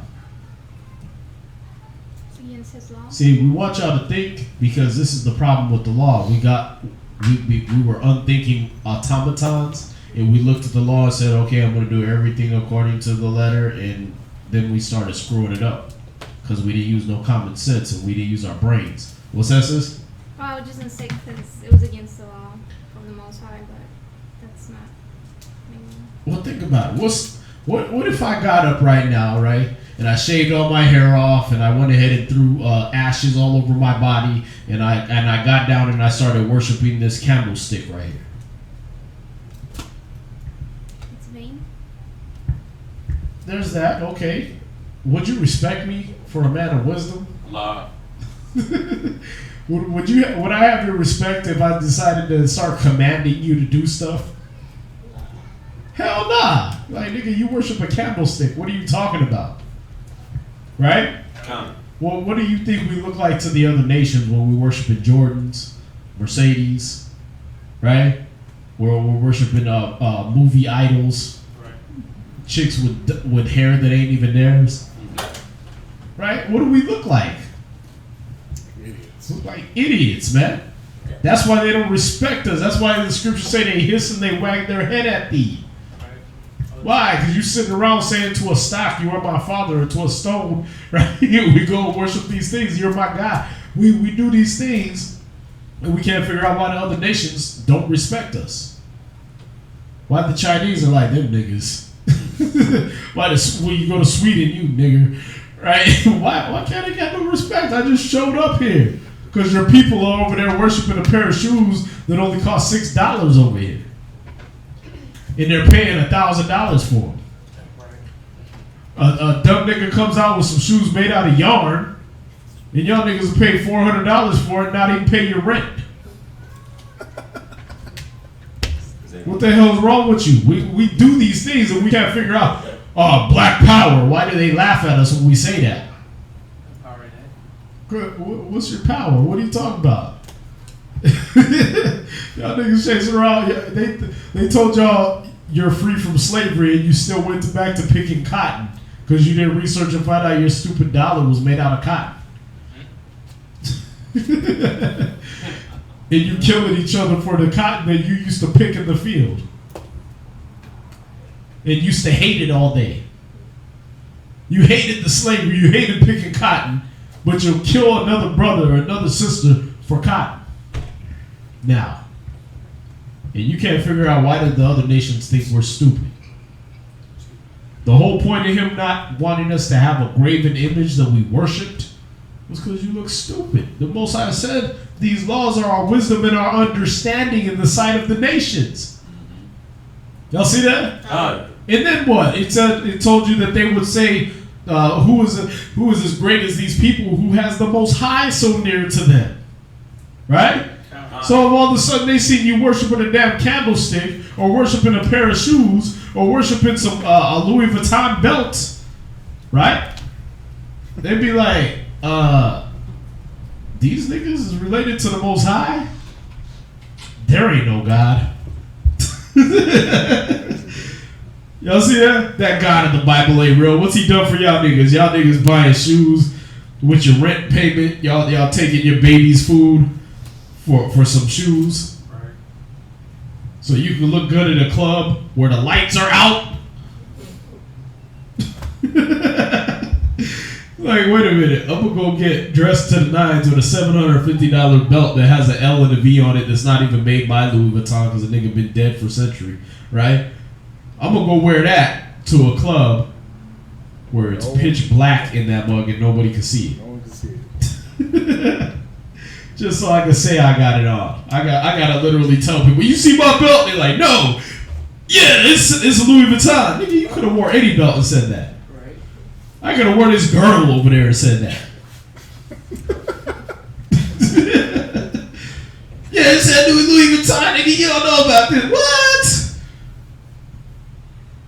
Yeah, for real. What? Why you keep saying what? Because the music too loud. I can't even hear a damn thing you bragging about right now. And I can't see what you're pointing at right now because it's too dark in here. And you dressed up in a $750 belt just so you could do that? You a nigga. Y'all see that? So this is what the problem was. This is what the Most High was trying to help us avoid, was looking foolish and stupid. Above the fact that we were going to sit there and give his glory to some piece of wood or some stone. You understand? All right, go ahead. Verse 2. You shall keep my Sabbaths and you shall keep my Sabbaths and reverence my sanctuary. I am the Lord. If you walk in my statutes and keep my commandments and do them, then I will give you rain in due season, and the land shall yield her increase, and the trees of the field shall yield their fruit. And just like the curses, he didn't personally have to come down and give us these blessings. He didn't personally be like, oh, you did that for me? Cool, here you go. Here's some rain. Right? He didn't have to do that. You kept the land and the earth in equilibrium. So everything happened in its proper cycle. That's how the law was working. Harmonized. It was harmonious. You understand? So everything was perfect. So if you did this, the rain falls at the right time. But guess what? If you drain the land of all its resources and all its minerals, right? Then the crops die. Then they don't produce the right amount of oxygen, right? So the oxygen doesn't circulate properly through the earth. So all you're breathing out is carbon dioxide, which goes up where? Into the air. Ruins what's going on up in the clouds. If you make a bunch of cars that produce carbon monoxide every single day, the carbon monoxide is not a regularly occurring element. It doesn't occur by itself. It tries to bond to another element of oxygen.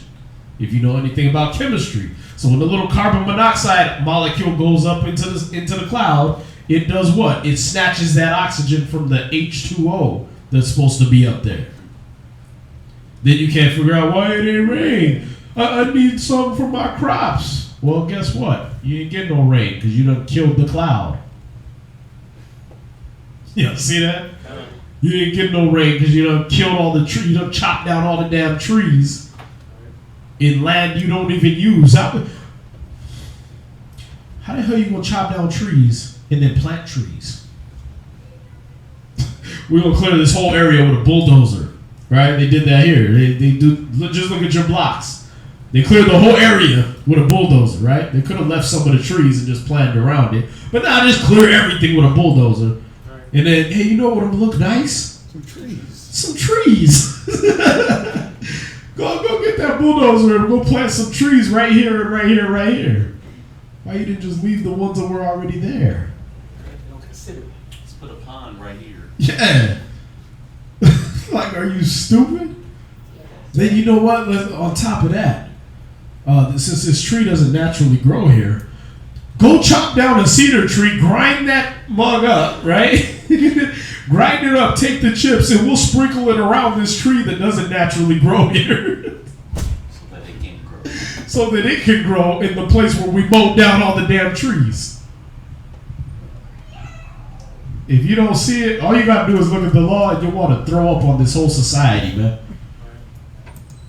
Like, I wish I was the Most High. I would literally I wouldn't even nuke them. I would just stay up and wake up every morning and go, just all over it. And just let them drown and vomit every day. Like, nuking is merciful. I would just literally throw, I would get the nasty throw up too. I'll go eat that steamed fish I ate the other night over there. Then come out of the toilet for the week. And then I'll go over there and just drink a lot. You know that nasty drunken throw up? It's chunky. Yeah, you know what I mean? It just stinks. I'll do that. And corn. Just for extra. It just blah, all over this place every day. Like him nuking, I'm like, wow, really? You gonna be that merciful? You could just take us out of here and just throw up on them every day. Or do a cleanse. Eat a whole bunch of meat for like 7 years and then just do a cleanse and doo-doo all over this place. I did a good cleanse where it takes all the grime off the sides of your intestinal walls and just all over this place. It just let them wallow in that. Like, let the city set up ordinances and clean up crews and waste a whole bunch of money cleaning it up, and then 7 years later just come down and all over again. That would be my life if I was the Most High. I'd just do that to this place. Just because every time I look at these laws, every Sabbath when we go through these laws, it makes me want to like go firebomb something. Not that I'm gonna do it, but it's like, come on, man. It's like they took this law and they use it as a checklist of what not to do. Right. And then wonder why things ain't going the way they want it to go. Yeah. They got the nerve to blame it on the Most High. That's the funny part. It's like, why is all these people dying in Africa? Nigga, because you took all the filter out of the water and you ate it. Because you drained all the water out of the air, right? By cutting down all the trees. Maybe because you went to Africa and dug up a whole bunch of mines and diamonds and all kinds of carbon and things like that need to be in the earth to maintain a certain homeostasis. How the hell you gonna teach homeostasis elementary science class and then ruin the whole homeostasis in the earth, and then blame it on God. Blame it on Yahweh, like, yeah, it's Yah's fault. You know what? That's why I'm an atheist. You're an atheist because you screwed up the planet, and he told you not to, and he told you this would happen, and now you don't believe in him? There's consequences to your actions, and now you're mad at him because there's consequences to the actions that you created.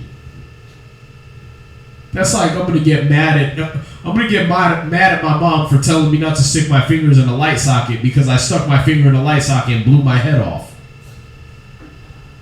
I hate you, Mom. Why weren't you there for me? Nigga, I told you not to put your finger in a light socket. Y'all see that? Alright, let's go ahead, man. What is that? It's the tower, the computer tower. Wow. Okay. Verse 5. And your threshing shall reach unto the vintage, and the vintage shall reach unto the sowing time, and ye shall eat your bread to the full, and dwell in your land safely. And I will give peace in the land, and ye shall lie down, and none shall make you afraid. So all you gotta do is not do what these other nations are doing and start worshiping wood and stone. And I'll go ahead and make sure you eat every day. Your kids eat every day. You ain't gonna have no worries. Alright? Yeah, no problems. All you gotta do is worship me. That's it. How do you screw that up? You gotta be the dumbest, most knuckleheaded, stiff-necked, hard-headed nigga on the planet to mess that contract up. Here's a whole bunch of money and land and jewels and the best land on the entire planet and opulence and riches and wisdom. Here you go. Okay, what do I gotta do for it? Just, meet up with me 3 times a year. Okay. I don't know about that though. Really, 3 times? Right. Yeah. No, listen. If you don't keep these things I'm telling you to do that keep you rich and prosperous, then I got to take it away from you. Yeah, I don't know about that. Maybe there's a way I can keep the riches and screw you out of it. You trying to screw God? Can't even screw your woman now. Who had their hand up, man? I was thinking about Elijah. When he's talking about, you know how the Most High said he'll always give you food? He had ravens giving food to Elijah on a daily. Yeah. Dropping it off to him. It's crazy. Yeah. He does it for us every day, and we don't even see it. True. You know what I mean? You got ribs that just get all upset. Like, lady, you living in a house that you couldn't afford on your little McDonald's salary ever in your life. You know what I mean? What are you sighing about? What are you crying about? You got cars that your whole family can't afford. What is your problem? Even better, you've never ceased to have a vehicle, right? You've never ceased to have a place to live. The whole time, and you've been living off of crumbs. You know, I know brothers be feeling it, man. You working EO, you working, dedicating your whole life to the Most High and everything. It ain't a big paycheck, but for some reason, you niggas keep getting fatter. You know what I mean? Like, keep getting all swole, man. Brothers' muscles be bulging out, man. And they gotta change shirts, gotta upgrade their whole wardrobe because they don't fit their clothes no more, right? But what you sighing about? You living the life. The Most High literally feeds you and takes care of you every single day. And all you got to do in the exchange is read the Bible. How do you screw that up, man? That's hilarious to me, man. I go on Facebook and these camps. I ain't part of no camp. Checking in at work today. Back to the plantation. You don't see the correlation, bruh?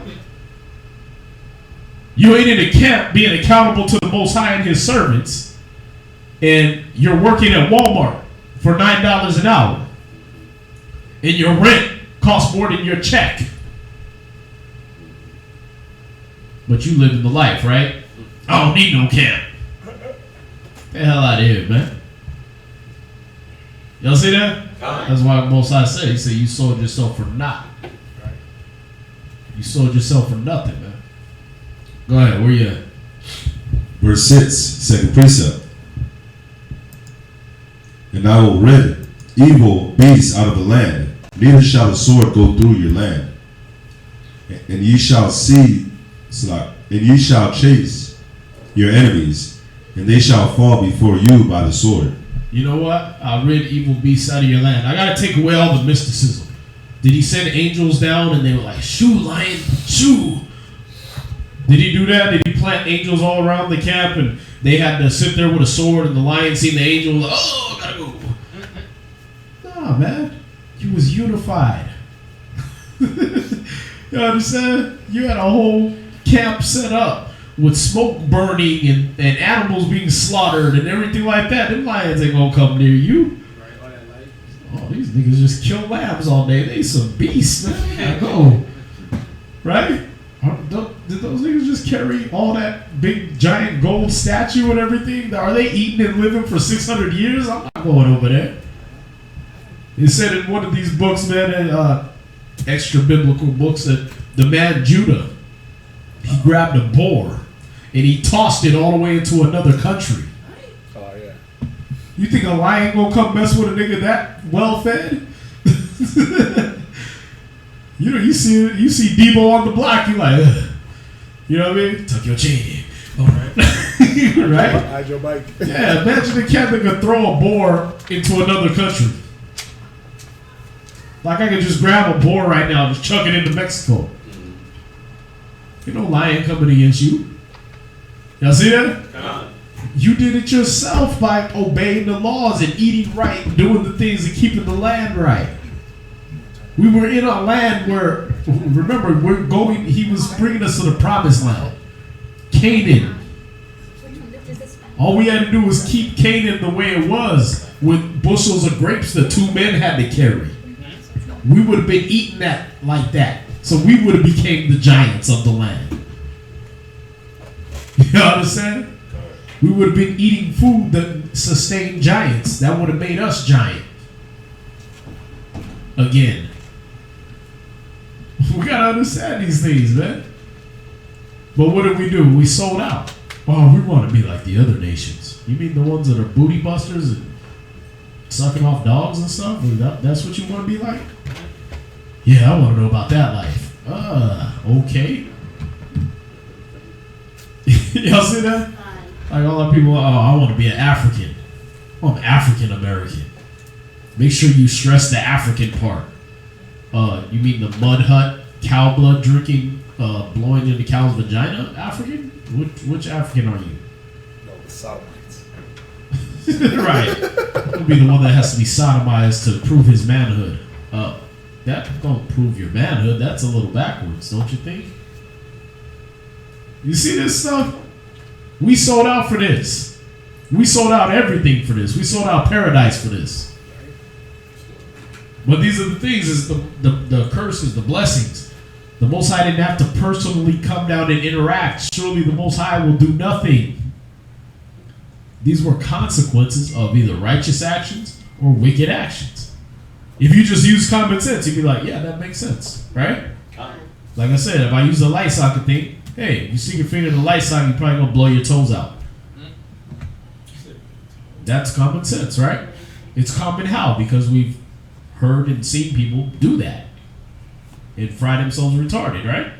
So in our brain, we don't have to go through that. We just, oh, okay, I'll listen to that.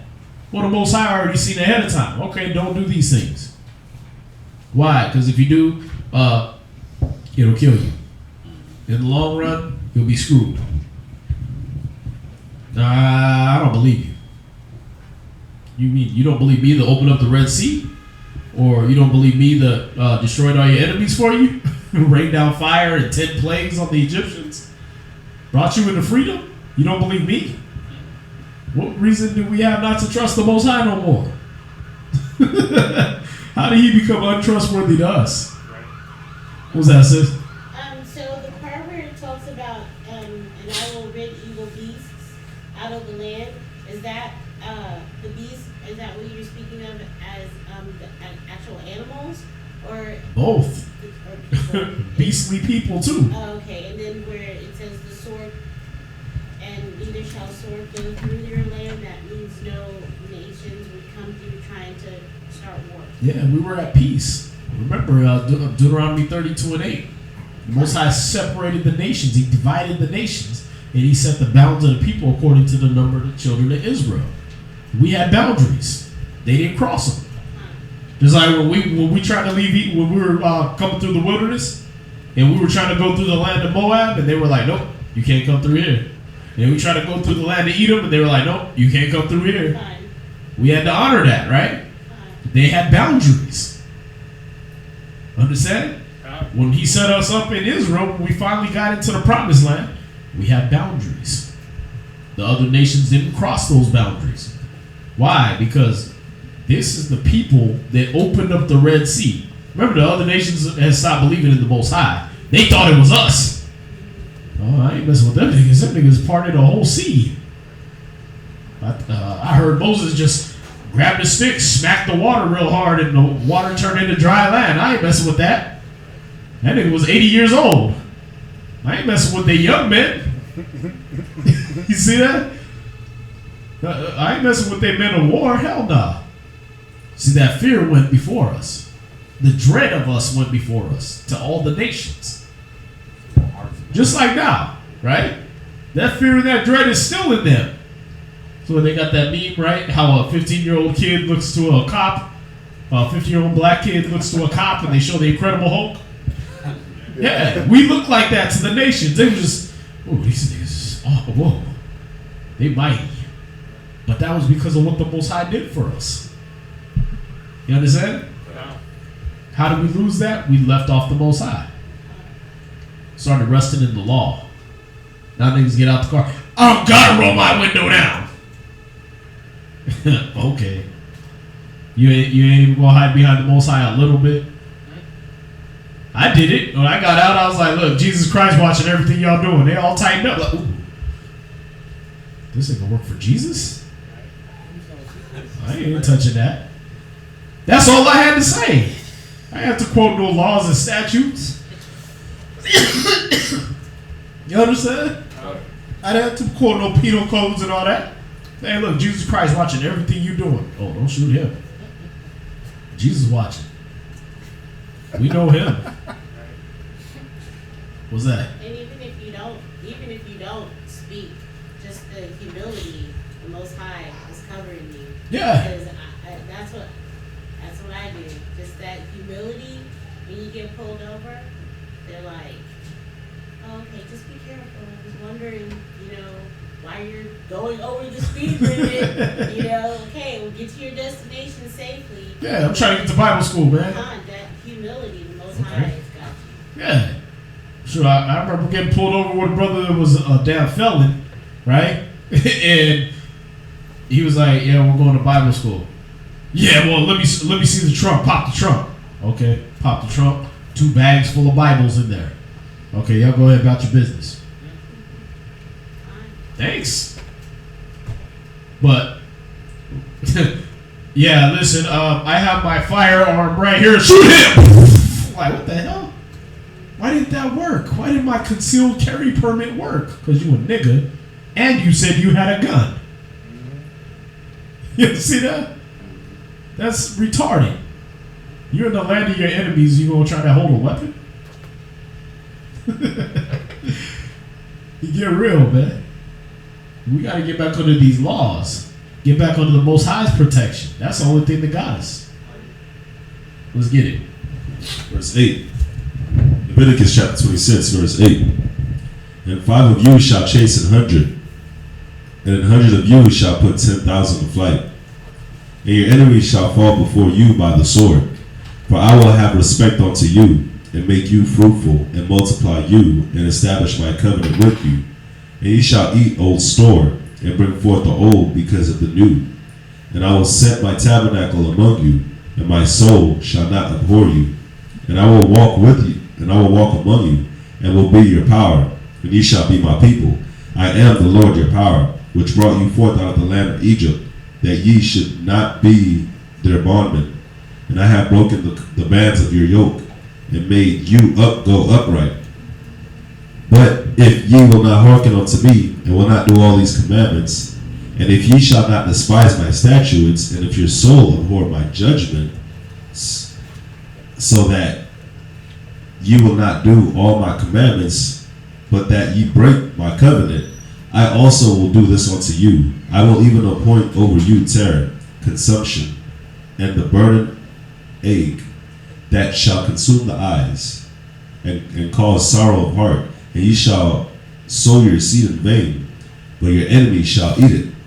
And I will set my face against you, and ye shall be slain before your enemies. You say you're going to sow your seed in vain. This ain't just talking about agricultural seed. Alright? That's what we do right now. We in America, you pop out some kids and they get shot on the street corner. Well, we grind them up and put them in our Happy Meals, right? Right. That's what this country does to your children, man. Well, we gonna kill your kid and steal his melanin, steal his organs, do all this. We sow our seed in vain. He didn't lie. Y'all see that? God. Shoot, obviously they ain't talking about agricultural. Niggas can't even grow a tomato plant. Right. Well, for some reason, the only thing we can grow is weed. Like, good job. You're a genius. You can grow a weed. It's called weed. It's not even like a specific species of weed. It's literally called weed. Right? Like, you got dandelions. You got what's those the stuff we eat? Greens, right? Yeah, collard greens. Those are weeds, right? And then you got weed, which is specifically called weed. So you can't consider yourself a genius because you can grow weed. Weeds will grow everywhere without you. Weeds will grow in a sidewalk. But you think you smart because you set up a whole damn lab in your basement with certain type of lights and sprayed them every day with water. It's a weed, nigga. You could have literally took the seeds from it and threw it in the air and it would grow. It's like you feel like you're a NASA scientist because you grew plant life on a chia pet. It's a chia pet. All you had to do was spread it and add water. You ain't no genius. Y'all see that? But back in the day, we had crops. We had all these things, but now we don't have nothing, man. We don't have no seed. You'll grow your seed in vain. Weed is one of those. That's the only thing we want to grow. We want to plant, right? Niggas got to wake up to the truth. They got to wake up to the truth to find out about, hey, you know what? That's where you see, you go on your Facebook, you go on your Instagram, all these people, they waking up to the truth and what they start doing. I want to set up a hydroponic system, and I want to make a garden in my backyard and do all this stuff. They become conscious and aware. They go right back to this culture, right? But when you're dumb and retarded and under the curses, what do? Oh, I'm gonna grow weed. I'm proud of my weed. You got your chest puffed out for growing a weed? And then what? It's in vain. What do you do with it? Oh, I grew this plant so I could burn it. Inhale the smoke. You look retarded. Y'all see that? That's why we never want to say what it is. We always want to make it colorful and sound, yes, I'm a person that's involved in the growth and distribution of fine hydroponics, right? What the hell are you talking about? You're a weed grower and salesman? You don't grow weeds, nigga. Weeds grow. You didn't have nothing to do with that. And then what did you do? You clip them, grind them up, take all the seeds out, and burn it? That seems like you did everything for nothing, right? It's like, okay, I'm going to pop up a child, teach him how to read and write and everything like that, then I'm going to burn him alive. You look stupid, right? You did all that for nothing. You had the whole intention of burning him alive. You should have just aborted him, right? Why did you put all that attention and love and all that stuff into him and then burn them alive? Yeah, I'm gonna go buy a car and I'm just gonna smash it into a phone pole on purpose. You're doing an insurance scam, right? You gonna try to get that money back? What you gonna do? Nah, I just crash it, buy a new one. You're an idiot. Y'all see that?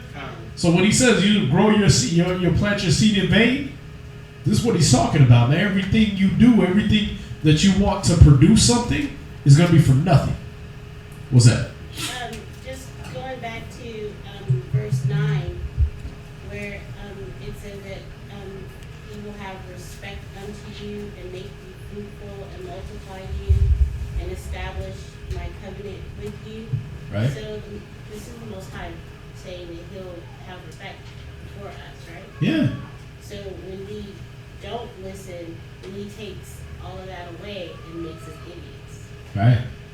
We become idiots because he's taken everything that made us brilliant and smart. Well, he didn't. That's the thing, is we keep saying words like that, like as if the Most High personally comes down and snatches it from us. It's the natural consequences of stupid actions. See, that's the thing. We got to take that. The reason I'm checking that is because we have to take that mentality out of our mind. Oh, the Most High took it from me. No, man, you lost it. You understand? Job is one of the few people that can say the Most High took it from me as a test, right?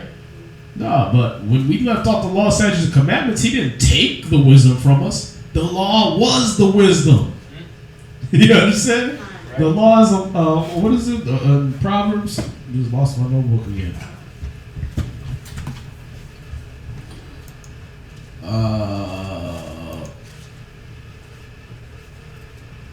Yeah, 6 verse 23.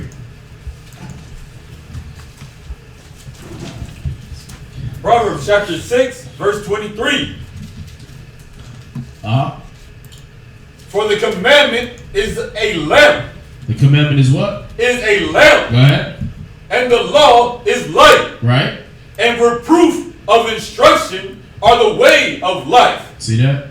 Reproof of instruction are the way of life. This was it.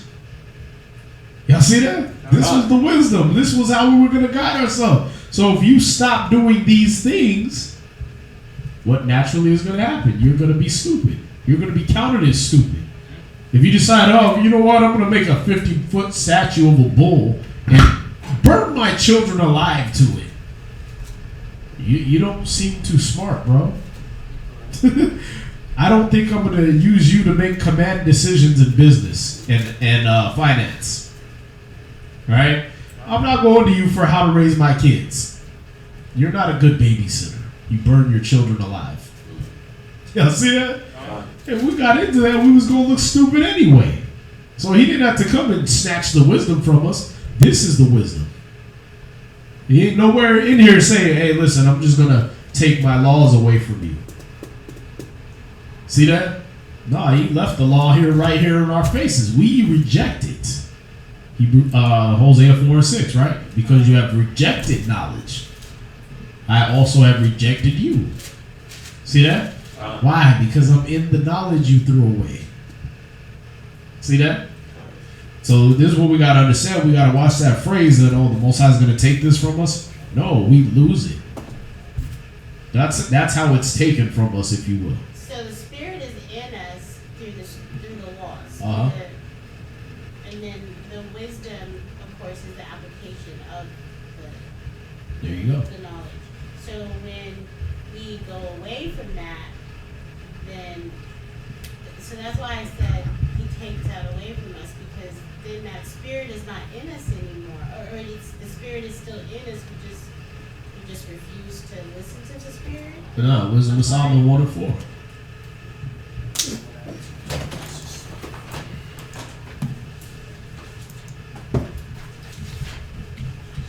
Wisdom of Solomon chapter 1 and verse 4.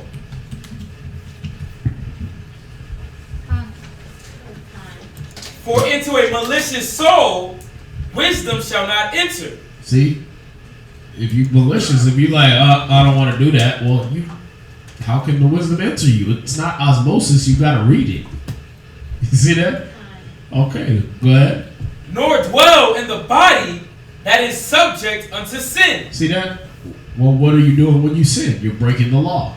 You're pushing this away and saying, I'm going to do this. Well, wisdom can't jump in you because you pushed it over there. Go ahead. For the Holy Spirit of discipline will flee deceit. See that? This will leave you. It will flee. How? You send it away. Y'all see that? God. All right, well, this is how we got to understand things. If we push the law away, is the Most High having to take it from us? No, we gave it up. So, Donald, when the scripture talks about the Most High walks with us in our crooked paths, how is that applicable here? If we're not doing what we're supposed to be doing, and He walks with us in our crooked paths, then how is that Spirit with us? It's a simple phrase. What do they say? What is learned can't be unlearned. That's why we always had to read the law, because we were always accountable. That never leaves you. That knowledge never leaves you. When you smoking that, you know, I ain't supposed to be smoking this. It never leaves you. But you sit there and constantly do it anyway. You understand? Now when you die, is the Most High gonna be with you? You see that? When you die from that stupidity, no, He's not with you. But His wisdom followed you everywhere you went. See that? So that's why it says that wisdom will follow you in your straight and crooked paths. All right? The Most High don't. He hates sinners. He ain't following your route, but that wisdom is. All right? That spirit of wisdom is still with you. What's that? Because what that wisdom is trying to do is get you off the crooked path. It's checking your conscience. You see, like he said, what is learned can be unlearned. So you're sitting there smoking the weed, whatever you do, in the back of your conscience is saying, yeah, I shouldn't be doing this. I should do the opposite. But it's up to you it's up to that person to do it. It's just like the law. Go to, you done with that? Go to Deuteronomy. Go to Deuteronomy 4 and 5 real quick, because we always pull this one. What were you going to say, Zion? Just about Romans chapter 1 about the Most High giving you over. It says that to a reprobate mind? But it says even as you did not like to retain God, so it's like the Most High is there, but you weren't keying into the law. You knew it. Well, watch. Yeah. Read this. Read Deuteronomy 4 and 5. Yeah, I mean that's the perfect point. You didn't want to retain the Most High in your knowledge. Well, right. Where's it gonna go? Christ said the Spirit goes where it listed. He likened it to the wind. Well, if you don't trap the wind, if you don't retain it, it's gonna keep blowing. Right. All right. Go ahead. Read that, Valente. Deuteronomy chapter 4, verse 5. Mm-hmm. Behold, I have taught you statutes and judgments. So the Most High taught us the statutes and judgments. He delivered them to us, right? So He did His part. He did the teacher part. Now, it's a two-way relationship. You get taught, you're supposed to receive the teaching. Read on. Even as the Lord my God commanded me, that thou shalt do in the land. Thou shalt what? Thou shalt do. Here is our part. The Most High taught us. Now we got to do it. Because this is what the doing this is what the doing brings forth. Read on.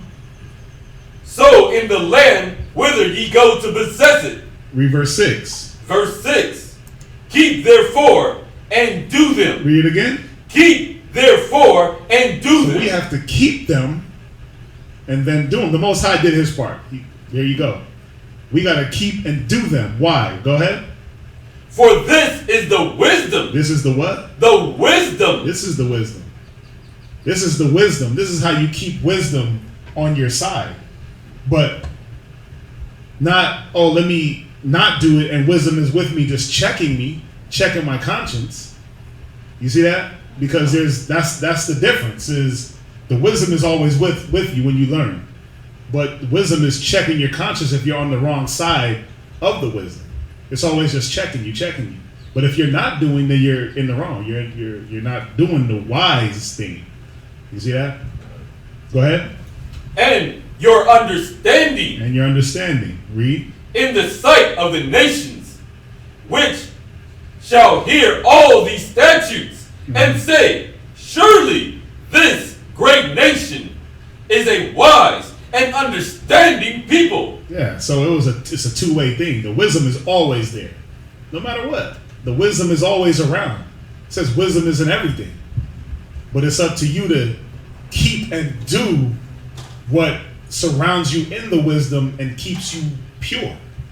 That's what it's about. Because wisdom is in everything, but isn't there where good is, evil is also present, right? So, but what are you going to be? Are you going to be the good or the evil? But it all depends on what you're doing. So the keeping of the law, that's what keeps that wisdom not around you, but in you. You see that? Okay. All right, let's knock this reading out. For the questions, stay tuned. We'll try to answer whatever questions we can. In order for time's sake to be able to go out for the street speaking. We'll try to get your questions in after class. All right.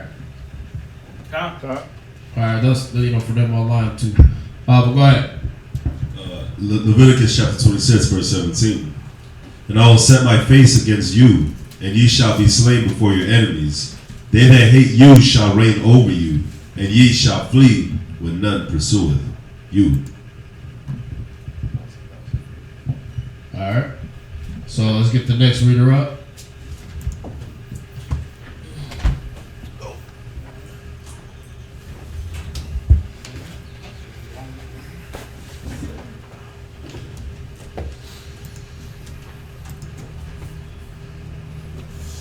Abayar, Shabbat Yeshua, Yehoiada, Ban Yashala. Abayar, Shabbat Yeshua, Yehoiada, Ban Yashala. I imagine.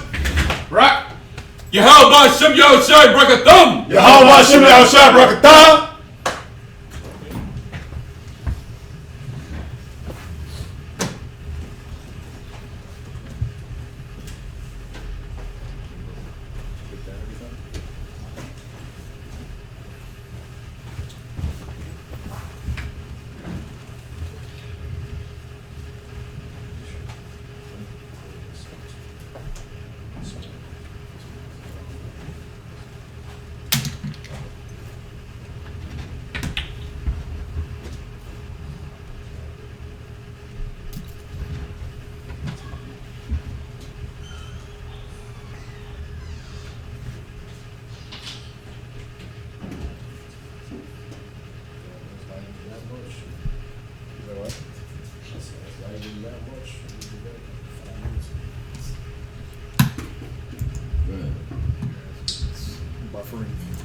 Leviticus chapter 26 and verse 19. And I will break the pride of your power, and I will make your heaven as iron.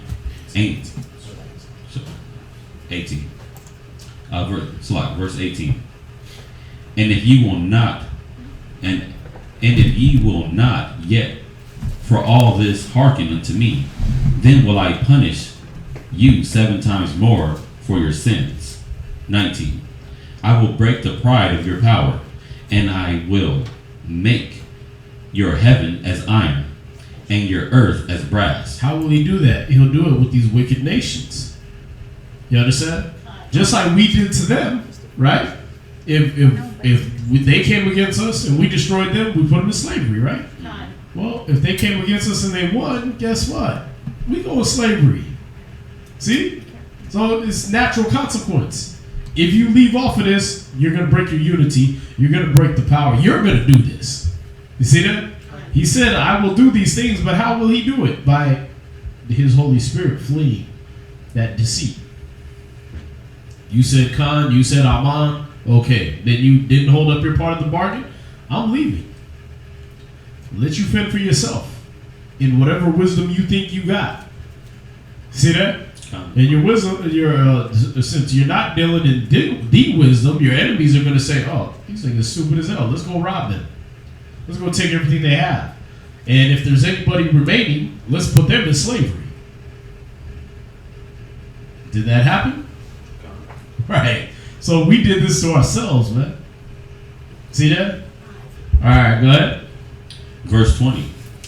And your strength shall be spent in vain, for the land shall not yield her increase, neither shall the trees of the land yield their fruits. 21. And if you walk contrary unto me, I will not hearken, and will not hearken unto me, I will bring 7 times more plagues upon you according to your sins. I will also send wild beasts among you, which shall rob you of your children, and destroy your cattle, and make you few in number, and your highways shall be desolate. 23. Romans, Greeks, America, wild beasts. Yeah. He sent them among us, and they did exactly this. Y'all see that? Come. Go ahead. 23. And if you will not be reformed by me by these things, but will walk contrary unto me, then I will also walk contrary unto you. I will punish you yet 7 times more for your sins. And if you will bring a sword upon you that shall avenge the quarrel of my covenant. All right, so go to Psalms real quick. Let's see how he carried that out.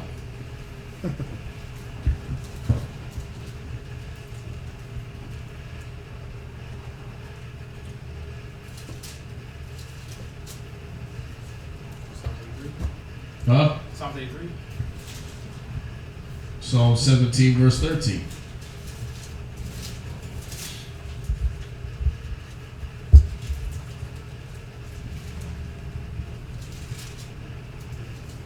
Psalm chapter 17 and verse 14. 13. In verse 13. Arise, O Lord, disappoint him, cast him down, deliver my soul from my wicked, which is thy sword. Read it again. Arise, O Lord, disappoint him, cast him down, deliver my soul from the wicked, which is thy sword. So the wicked are his sword. So when he goes back and he says, in verse 25, and I will bring a sword upon you. Who do you bring? The wicked. Wicked nations. Y'all see that? So do we have to sit there and be like, oh yeah, I want to be like America. I want to be like the Greeks. I want to be like the Romans. Hell no, they're the wicked. Y'all see that? They're the sword he used against us. Why would you want to be like them? Y'all see that? Why would you want to get dye jobs and wigs and all this stuff like that and look like them? Why would you want to let your sons and your daughters be with them? They're the wicked. Y'all understand? We got to know these things. The Most High is pinpointing who these people are. Alright? Read on. And when ye are gathered together. So we're back in Leviticus 26 verse 25, second precept. There you go. And when ye are gathered together within your cities, I will send the pestilence among you, that ye shall be delivered into the hand of your enemy. 26. And when I have broken the staff of your bread, 10 women shall bake your bread in one oven, and they shall deliver you your bread again by weight, and ye shall eat and not be satisfied. See that? That's these factories, right? That's where they make your bread now. 10 women make your bread now. You know, Wonder Bread, Rainbow Bread, all that, right? Right. Yeah, 10 women make your bread in one oven. They don't care if there's wheat in there. That's why all of it got on there. Yeah, producing a factory that makes nuts, pork, shrimp, crab, lobster, every defiled food on the planet, and it may contain these things. Right. So you over there trying to eat kosher, and you sitting there eating rat feces and doo-doo and whales and everything else in there. Right. Pigeons. Why? Because 10 women's will make your bread in one oven, the same oven they make every other damn thing else in. Right. Oh, it's ooh.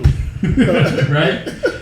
What's that? No, it's like when you go to like Benihana or Sarku, Right. and you like, man, let me get the chicken. Right.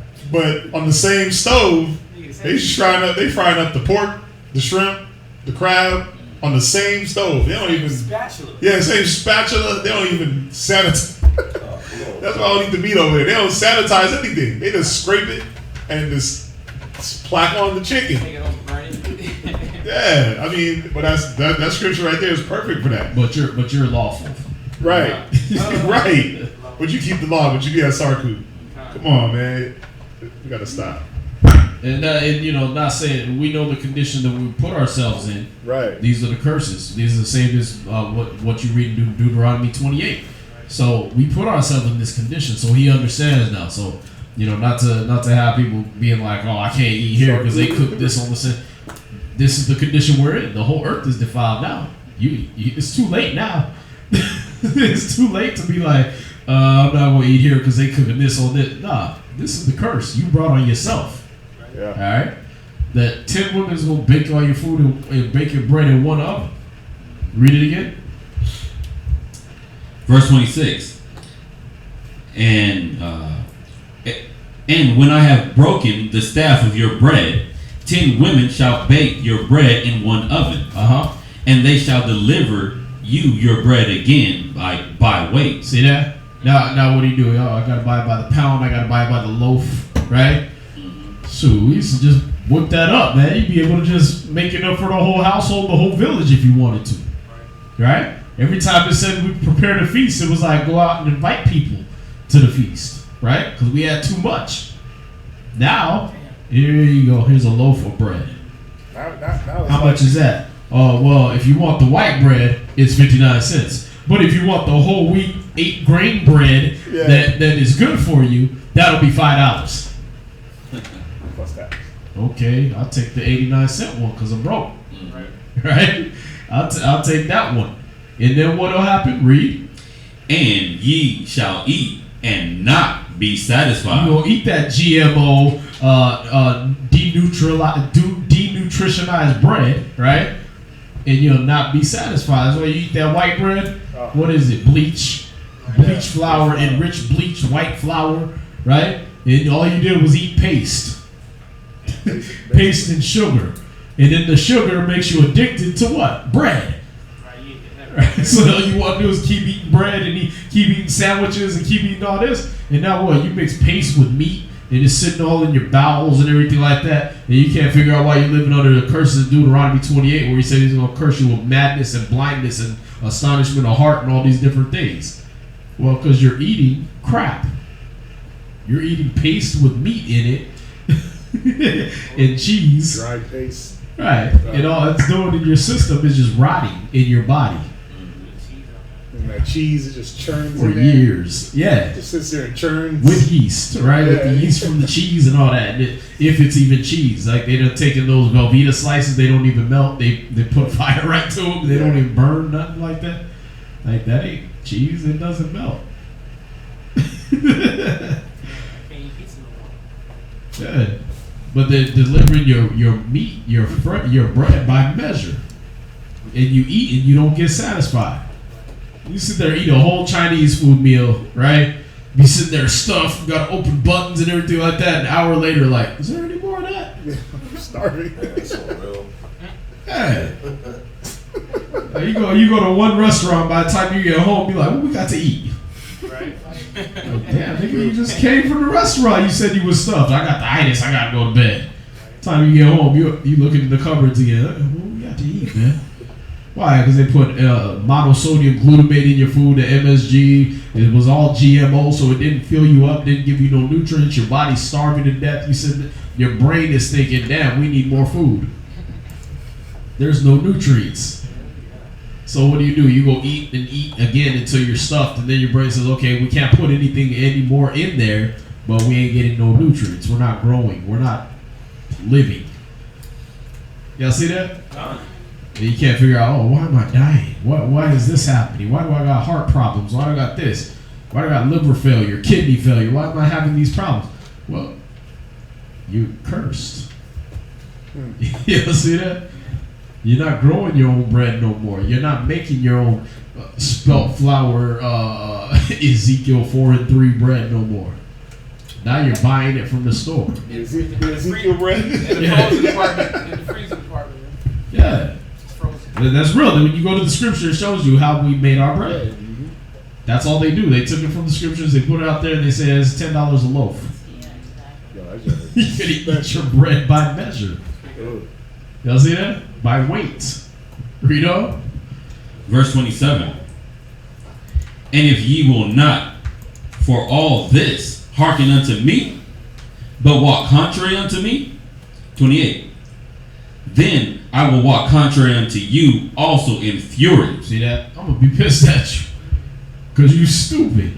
I gave you all this, and you can't do this little bit for me.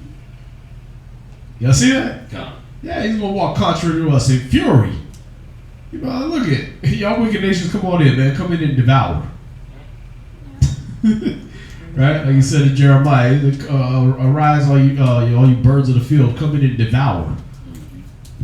Why? Because we dumb niggas, man. We homeborn slaves. Y'all see that? Yeah, go ahead and kill these cats, man. They want to be slaves. They want to be slaves to sin. Kill them. I'm tired of them. If you cry, hey, don't even cry to me no more, man. You was burning your babies to Molech and everything like that. Why don't you cry to Molech? Y'all see that? Think about it. Wives got husbands. How they treat you when you disrespect them, when you treat them bad. They get mad at you, right? Okay, same thing. Most High, we were his wife. He mad at us. All right? Go ahead.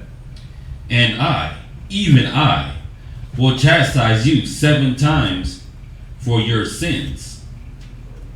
29. And ye shall eat the flesh of your sons, and the flesh of your daughters shall ye eat. 30. And I will destroy your high places, and cut down your images, and cast your carcasses upon the carcasses of your idols, and my soul shall abhor you. 31. I will make your cities waste, and bring your sanctuaries into desolation, and I will not smell your savor for your sweet doors. Sweet odors. Sweet odors. Or your sweet odors. Odors. They just spelled it with a U. Sorry. 32. And I will bring the land into desolation, and your enemies which dwell therein shall be astonished at it. 33. And I will scatter you among the heathen, and will draw out a sword after you, and the land, and your land shall be desolate, and your cities waste. 34. Then shall the land enjoy her Sabbaths, as long as it lieth desolate, and ye be in your enemy's land. Even then shall the land rest and enjoy her Sabbaths. 35. As long as it lieth desolate, it shall rest, because it did not rest in your Sabbaths when ye dwelt upon it. 36. And upon them that are left alive of you, I will send a faintness into their hearts, in the land of their enemies, and the sound of a shaken leaf shall chase them, and shall flee.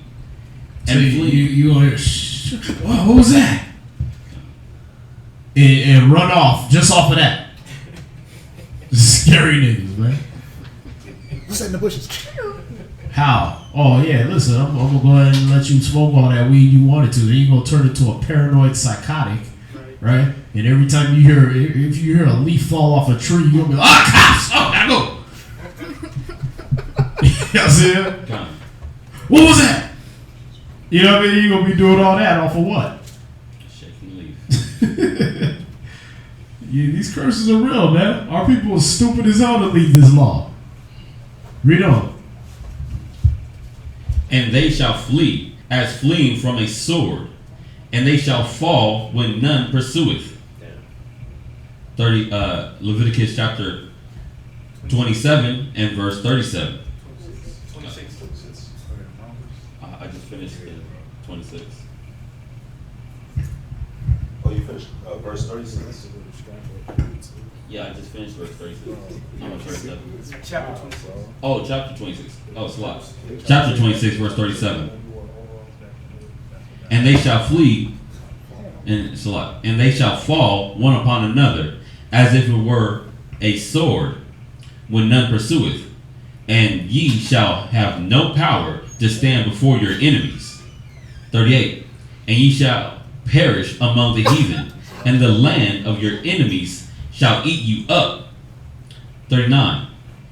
And they that are left of you shall pine away in their iniquity, in your enemies' land, and also in the iniquity of their fathers shall they pine away with them. 40. If they shall confess their iniquity and the iniquity of their fathers with their trespass which they trespassed against me, and that also they have walked contrary unto me. 41. All that I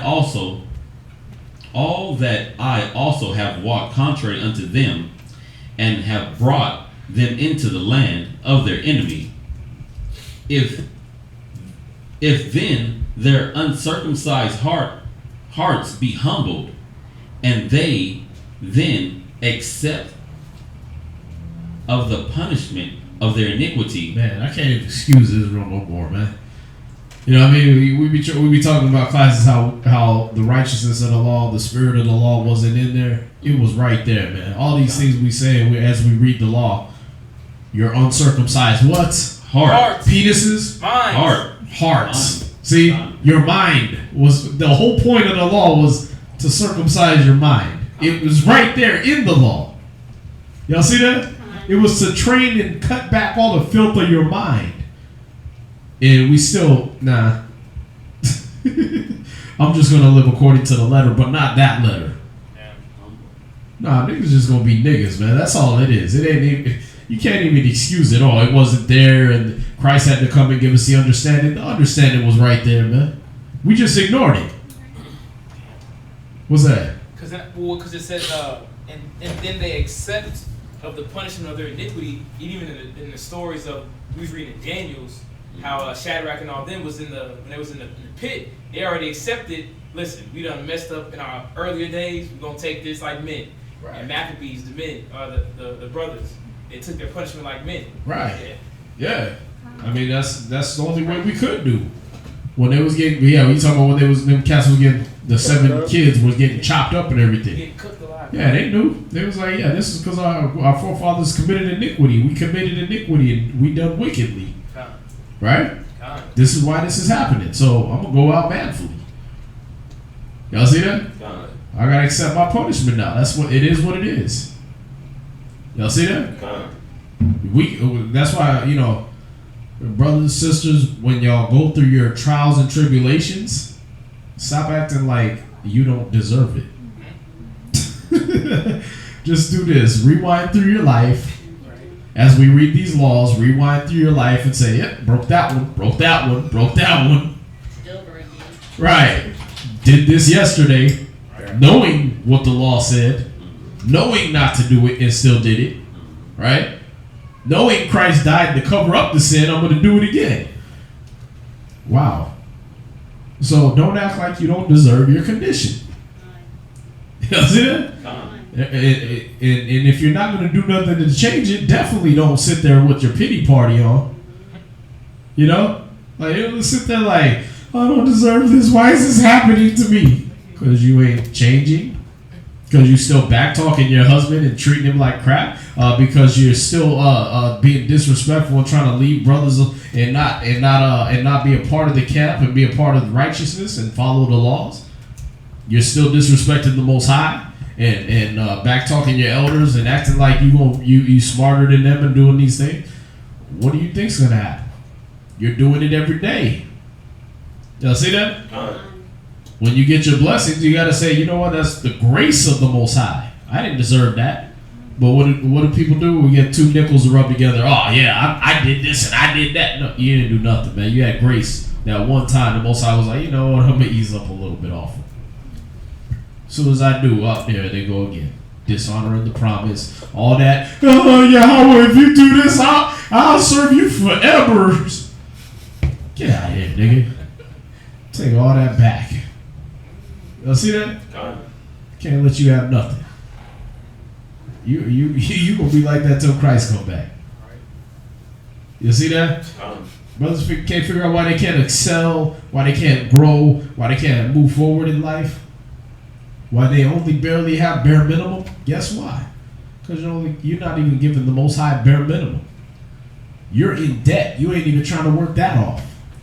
What did Baruch 4:10 say, or 4:28 say? As it was in your mind to go astray from the Most High, now that you return, go 10 times harder. But what do? Right. Half-ass it and then expect this. Expect the blessing part. I expect Deuteronomy 28 verse 1 through 15. Right? But I'm going to do Deuteronomy everything else. I'm going to do opposite of that. Everything he said do, I'm going to do opposite. But I expect blessing. Nah, you get nothing. You see that? He said, he that wavereth, let him not think that he will receive anything of the Most High. Alright? What's that? I would say they expect not just a blessing, but they expect that exceedingly abundantly above all I could ask or think, but blessing. Right. You lucky if he take the curse off you. Much less give you a blessing. You understand? We're lucky. We're like, that's definitely, I ain't even going, I'm going to stop saying lucky, because that ain't scriptures. Grace. We're having grace if the Most High has given us anything. If he takes the curse off us, we're under grace. Y'all see that? Because, like I said, as we read these laws, it takes all the wind out of you, man. It takes all that puffed up chestedness out of you. You know what I mean? You just like, ooh, yeah, we'll stop doing that. You went from big puffed up head and big puffed up chest to just, that's why nobody want to look into the law. It deflates your ego, man. Takes all that blame, all that pointing fingers, it takes it out of you. Puts it right back where it belongs, on you. Y'all see that? That's why I said, we got to take that out of vocabulary. Oh, the Most High doing this to me, the Most High doing... No, that's a consequence of your wicked actions. That's a consequence of you breaking your covenant every day. You see that? I can't be like, the Most High got me, with my illness. I can't be like, yeah, the Most High just keep this illness on me. No, it's a consequence of my stupidity with diet and exercise. You see that? So what do I got? I can't sit there wallowing in it. No, I gotta get back to where he told me to be. Y'all see that? For me, it ain't even an option like pork, shrimp, crab, and lobster. Are you crazy? If I was so much as drink more than a cup of juice, I'll wake up without being able to feel my toes and fingers. You want me to eat some pork? Hell nah. Wake up retarded. You know what I mean? Like, we gotta see this and say, you know what? I gotta run right back up under these laws. Y'all see that? Go ahead. Yeah. Leviticus chapter 26 and verse 41. Chapter 26 and verse 41. I'm reading 41. And that I also have walked contrary unto them, and have brought them into the land of their enemies. If then their uncircumcised hearts be humbled, and they accept of the punishment of their iniquities. 42. Have him do that. Then will I remember the covenant of Jacob, and also my covenant with Isaac, and also my covenant with Abraham will I remember, and I will remember the land. 43. The land also shall be left of them, and shall enjoy her Sabbaths, while she lieth desolate without them. And they shall accept of the punishment of their iniquity, because they despise my judgments, and because their soul abhorred my statutes. 44.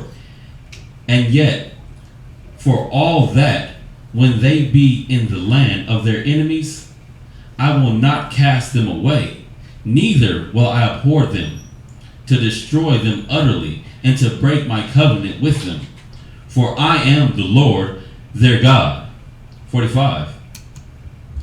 But I will for their sakes remember the covenant of their ancestors, whom I brought forth out of the land of Egypt in the sight of the heathen, that I might be their God, for I am the Lord. 46. These are the statutes and the judgments of the law, which the Lord made between him and the children of Israel in Mount Sinai by the hand of Moses. Leviticus chapter 27 and verse 1.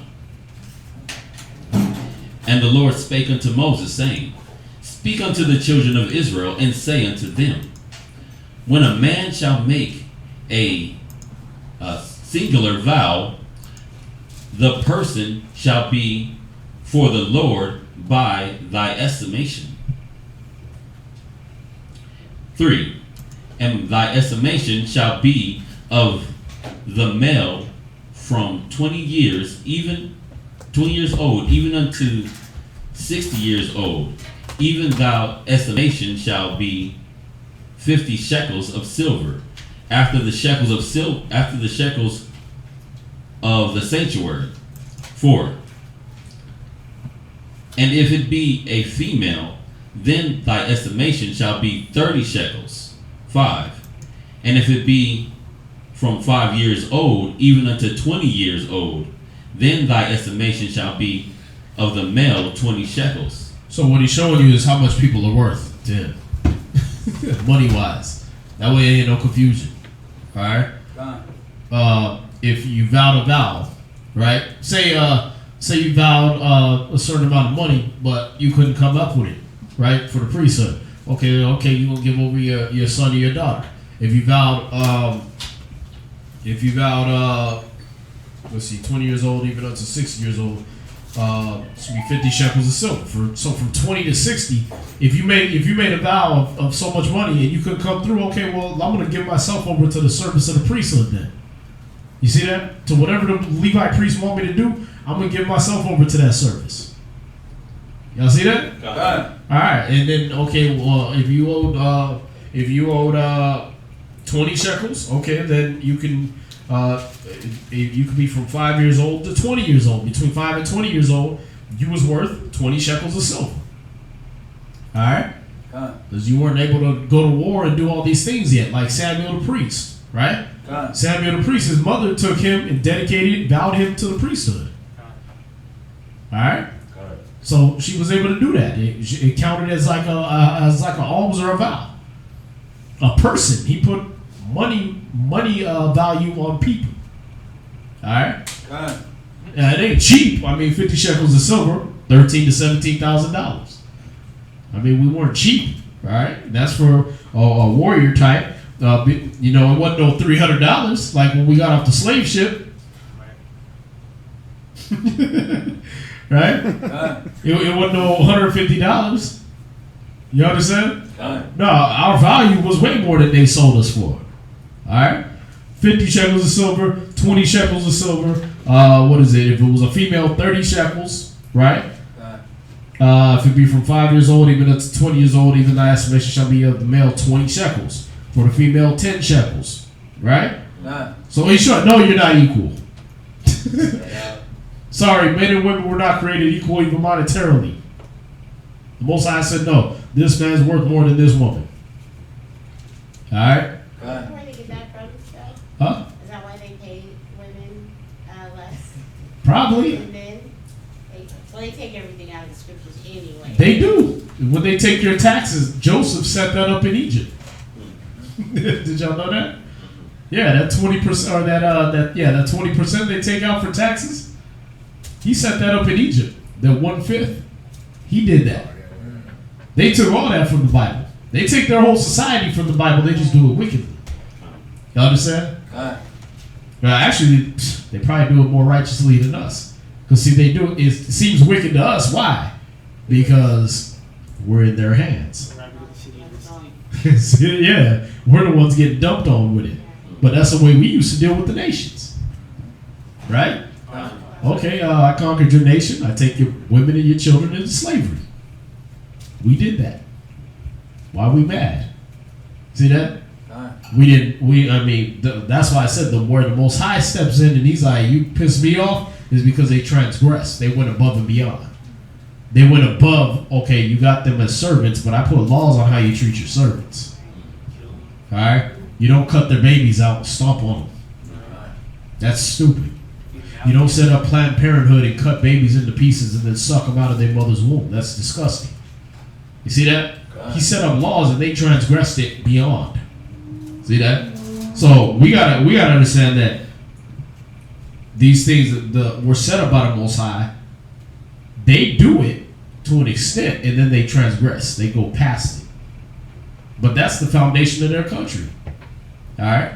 This Bible is the foundation of this country, man. That's why when they started it out, they was like one nation under God, indivisible with liberty and justice for all. They weren't lying. But when they transgressed, yeah, one nation under God with liberty and justice for all, but we mean all men. Well, you guys are counted as cattle. Y'all servants, y'all slaves. You don't count. You see that? So they played that tricky sly stuff with us, and then what?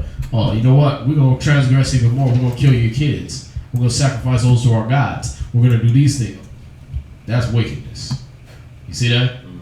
So there's some things we got to look, you'll be able to judge correctly when you get the law. You'll be able to judge your enemies correctly. See that? Oh, they wicked because they doing taxes. No, they're not. We had taxes. See that? Oh, they wicked because they lending with usury. No, they're not. They're lending to their enemies with usury. Right. We did that. See that? What are they wicked in? Cutting people's babies out, stomping on them. That's wicked as hell. A man and a dolphin having sex. That's wicked as hell. A boy turning himself into a girl. That's wicked as hell. We can use the Bible as a checklist to righteously judge. That's what the Most High is going to be doing to this nation. All right? He's going to righteously judge what they did according to this. All right? When Christ comes, he's going to whip out this book and he's going to judge them. Say, listen, I'm weighing you according to this. And you didn't do this and this and this and this. Y'all see that? It ain't gonna be no, what I feel is wicked. It's gonna be no. Look, don't kill your baby. Don't let your babies pass in the fire to Molech. Y'all did that. Y'all see that? Don't rape people. Y'all did that. Okay. Letting kids talk back to their parents. Y'all did that. Y'all made it popular. Okay. You gonna make a show out of it and make money off it. I got you. Y'all see that? They're being judged not because of the little sin. They're being judged for wickedness. All right? Oh, you broke the law. Yeah, but when you saw you broke the law, what did you do? We're going to make it popular. We're going to make money off of the wickedness. See that? Oh, I said don't be a homosexual. You put homosexuals in everything and made it the thing to do. And made money off of it. Made money off the homosexual community. Okay, y'all gotta go. You see that? Pushed it on other people. You pushed the homosexuality on kids. Oh, get out of here, man. You ain't even gonna give the kids a chance? You gotta go. See that? He's gonna righteously judge, and that's what I'm saying. He's not. That's why Isaiah 11 tells you he's not gonna judge off the sight of the eyes or the hearing of the ears. He's gonna judge according to this. You understand? He's gonna go off of this. We go off the side of the eyes. And, oh man, we want to count everything wicked, right? We want to count some wicked that they do according to how we feel at the time. So you don't see one of these basketball players in the streets talking about no justice, no peace when somebody gets shot. Why? Because they get theirs till they get pulled over by a white cop. You know what I mean? Till he don't recognize them. They get up to the one white man that he don't watch sports and everything like that, and he pull them over. Let me see your license and registration. Yeah, man, I'm King James was his name? LeBron James, right? You don't know me? License and registration, please. Nigga, get out the car. He like, damn, I was grabbing it. He got a gun. right? Then they want to be on the news the next day crying with slob all over their mouth. There ain't no justice in America. You didn't give a damn about that when they were selling us in slavery. You knew the history. You didn't give a damn about that when they lined you up in that NBA draft like you was a damn slave and they sold your ass over there to some other nation, to some other state you didn't even live in. Just like they did in slavery. You didn't give a damn, man. You want to talk about ain't no justice. I need Jesus. You want to talk about none of that then? Don't be crying about it now just because it happened to you. Y'all see that? We got to understand these laws, man, so we can righteously judge. All right? Where we at? Verse 8, the reading was got changed. Did you go over? Yeah, I went By what? by like 2 verses. Oh, I was No, over. you're on. So where we at? Who's up? Where we at? Right here? 4-3? Yeah, that was me. And I was on verse 5. Cool. Let's get the fifth reader up. Come on.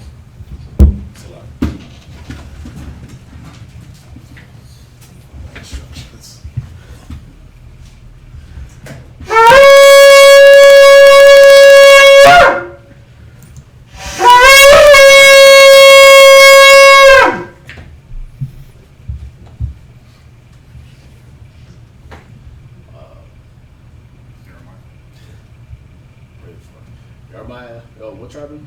Judah. So Jeremiah. So you're gonna say this loud. Jeremiah. Jeremiah. Stand like this. Yeah. Jeremiah. Jeremiah. Shabbat Tashal. Shabbat Tisal. Yahawada. Yahawada. Ban. Yasharala. Yasharala. Jeremiah. Shabbat Tashal. Yahawada. Ban Yasharala. I imagine. Yeah. Barak. Yahweh Hashem Yahushua Barakatam. Yahweh Hashem Yahushua Barakatam. Top, come on up.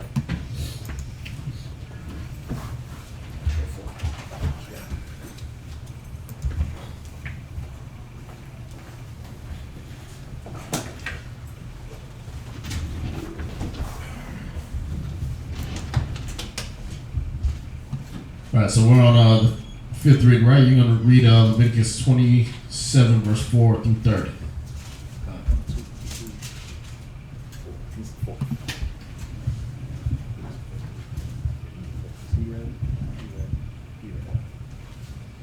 Leviticus. Oh, wait. So you're 26 verse 24? Yeah. Okay, yeah. 26 verse 24, 26 verse 30. Even though we already read all that. We just read all that. Yeah, we read that. Did you do this right? So he would do it. So he would do the fifth reading then. He'd have to do it since you already read it. There's only 6 of us. But you always have to do it for 7. Yeah. Leviticus chapter 27, verse 4. And if it be a female, then thy estimation shall be 30 shekels. Verse 5. And if it be from 5 years old, even unto 20 years old, then thy estimation shall be of the female 20 shekels, and for the male 10 shekels. Verse 6. And if it be from a month old, even unto 5 years old, then thy estimation shall be of the male 5 shekels of silver, and for the female thy estimation shall be 3 shekels of silver. Right, so don't get mad. Kids didn't have no equality either. Alright? Kids weren't equal to you, and you weren't equal to us. So it's simple as that. Alright? I mean, because see, once you start arguing against that, right, then your kids get to argue against you. That's why we say in America, they on that what's called a slippery slope, right? They cut out one law and say, okay, this is okay now. Right. Well, just like old girl did on the video. Now you got cats who want to run around talking about they identify with being amputees and they cutting their arms off. What? Wow. Oh, you see that? That thing I sent, that video I sent with old girl talking about that? Oh, God. Yeah, the chick poured bleach in her ass because she identified with being a blind person. What can you do? You can't do that. Yes, I can. You let niggas chop their penises off because they identify with being a woman. Right. Well, I identify with banging kites. What? That's what I do. Gotta be public. Okay, well, that's your lifestyle choice. I can't draw no line now because I done greased this slide and I'm on this slippery slope, so we can't draw a line no more. Y'all see that? So that's what I'm saying. I'm saying that so that if you disrespect one of the order, if you say, oh wait, I feel equal to my husband, when the law is showing you no you're not even in money wise are you equal, right? Then what do your kids get to say? Well, I'm equal to you then. So you can't have no control over me. What can you do? No, that ain't right. Well, it ain't right when you do it to your husband. Right? Okay, so I gotta say this for the YouTube, Facebook alike generation, right? They learn everything off YouTube and Facebook, and these dumb nigga-like sisters be posting their stupid memes talking about, men ain't supposed to do this, and if a man don't do this, and they trying to tell a man what he's supposed to do and what he's not supposed to do, right? A real man does this, and a real man, nigga, you don't know what a real man is. That's why most of the time you single or a lesbian. Right? See that? So our people got to know what these laws, they weren't about political correctness. They were about, listen, through the woman came the beginning to sin, through her we all die. So you know what? There's got to be an order established. Y'all see that? You, my flock, the sheep of my pasture, you're men.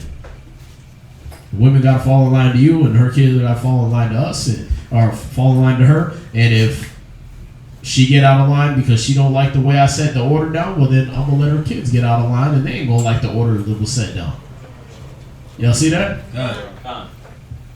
All right, so we got to understand that Most High is not dealing with no political correct BS and none of that madness that America invented. All right? Where we at? Verse 7. No, where we at? Leviticus chapter 27 and verse 7. All right, new person comes in, let them know where we're at. All right? Go ahead. Leviticus chapter 27 and verse 7. And if it be from 60 years old and above, if it be a male, then thy estimation shall be 15 shekels, and for the female 10 shekels. Verse 8. But if he be poor than thy estimation, then he shall present himself before the priest, and the priest shall value him according to his ability. That vowed shall the priest value him. So we get mad at America. Oh, they feeling on the brother's muscles and checking his teeth. Well, guess what? The priest did that with us. They inspected us, made sure we was valuable. You see that? When we vowed ourselves to the priesthood. So they did, like I said, we're going to have to judge America righteously. You see that? We're going to have to judge even the wicked righteously. And say, okay, well, this law they didn't break. That's what we did. Right. But you know what else? Well, you got to see the value of Christ. He fulfilled all this. See that? See, they'd be like, how can a man be a sacrifice? How can we be? No, he was vowed to the priesthood, jackass. When we say he's our Passover, when we say that he was the savior of Israel, he was inspected by the priest. They took him in, they asked him questions, they inspected him to check his value. Okay, you know what? He's worthy to be sacrificed. It's better that one man die for us and then the whole nation be wiped out. They valued him. They said this is his value. One man equals the whole nation. The priest did that. Y'all see that? So yes, Christ could have been a sacrifice for the whole nation because the priest inspected him and valued him at that level. They said he equals the nation. Don't America do that? The state versus Taha Wambayam. Where the state at? Where the whole state at? Oh, I'm the lawyer for the state. He represents the state, right? Okay, Christ represented our whole nation, and the priests beforehand ordained that was his value. They didn't say he was worth 50 shekels of silver, 20 shekels of silver, 5 shekels of silver. They said he's worth our whole nation. Y'all see that? That's why Christ could be the sacrifice. So when you get people to ask you that, how can one man? Well, why don't you read Leviticus chapter 27 and you tell me? What's that?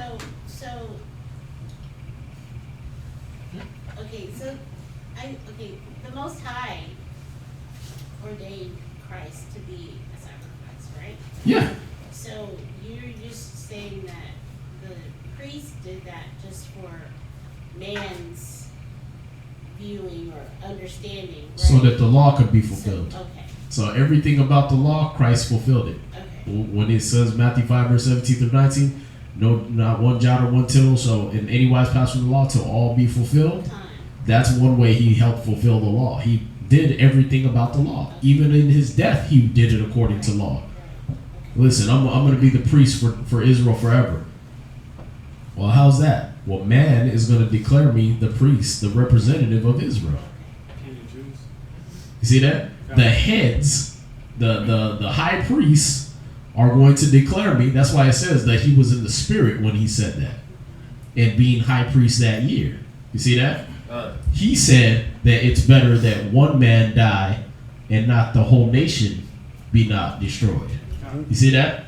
So what did he just do? He valued Christ. He put the value on him and said, you know what? He's worth more than 50 shekels of silver. He's worth the whole nation. Y'all get it? Yeah. So when that's why I say I deal with a lot of these little heretics all the time, man. Christ couldn't have been you don't know the law, man. That's why I don't trust that New Testament, man. That was written by man. Christ couldn't have been the sacrifice for the whole nation. Yes, he could. If the priest determined that his value was the whole nation, then yes, lawfully, according to the Torah, he could have been the sacrifice for all of us. Y'all see that? Thus saith the law. This is how Paul used to get people from that stupidity of Torah only to believing in Christ. He would go through the law. He would show them, look, don't the law say this? See, it takes us a little bit. Like me, when I'm arguing with these cats, I forget little things like this. You know what I mean? But Paul was an expert, so it was easy. It was like, the law says this. What are you talking about? Christ couldn't be a sacrifice? What are you talking about? By one man, sin entered into the world. Why would one man can't sin exit the world? See that? You let sin come in through a woman. Does not your law say that? Through the woman came the beginning of the sin, and through her we all die? Well, then why can't through one man come righteousness, and through him we all live? Why is that far-fetched to you? Oh, because it doesn't put the woman under your boot? Y'all see that? These are the arguments that you'll have with people every day, and if you don't know these laws, you can't defend Christ. He said, if you defend me, if you're not ashamed of me before people, I won't be ashamed of you before my Father. How much more if you defend Christ among people? He's going to defend you to the Father. The Father be like, hell no, I got this long list of crap this nigga did.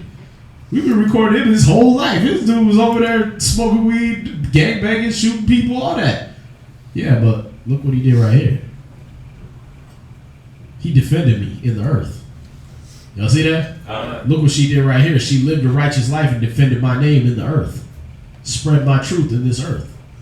Oh, okay, well, we gotta count that even then. Y'all see that?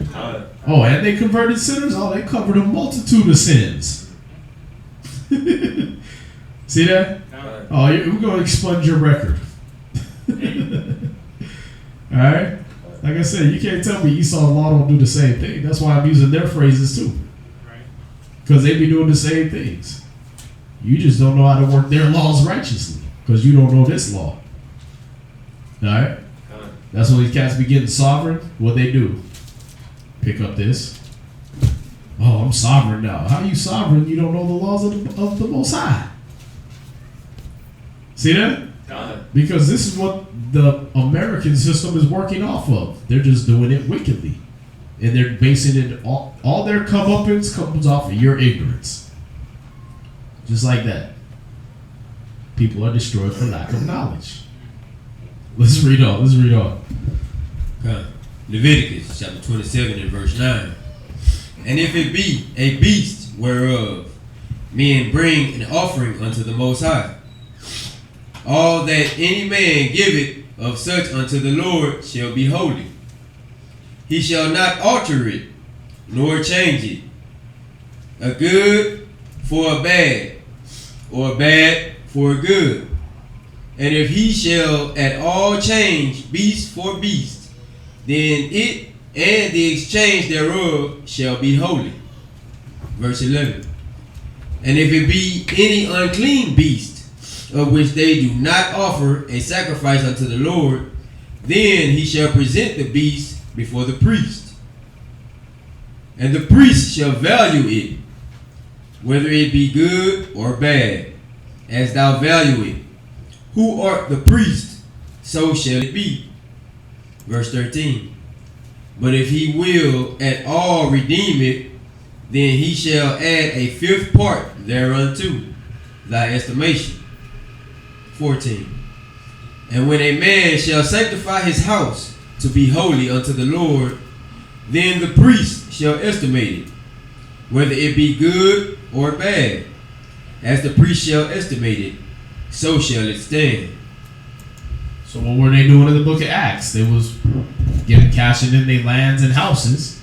Doing what? They was going to the priest. The priest say, oh, it's worth this much, and they give them that much money. Y'all see that? What was Christ's problem with the priest when he went up there and started beating the money changers and all that? Oh, y'all using unjust weights. Y'all using unjust measures. Y'all telling people the value of something that was written in Moses' law ain't worth what it says in Moses' law. You shortchanging people. Time to whoop that ass. Y'all understand? All right. Go ahead. Leviticus chapter 27 and verse 15.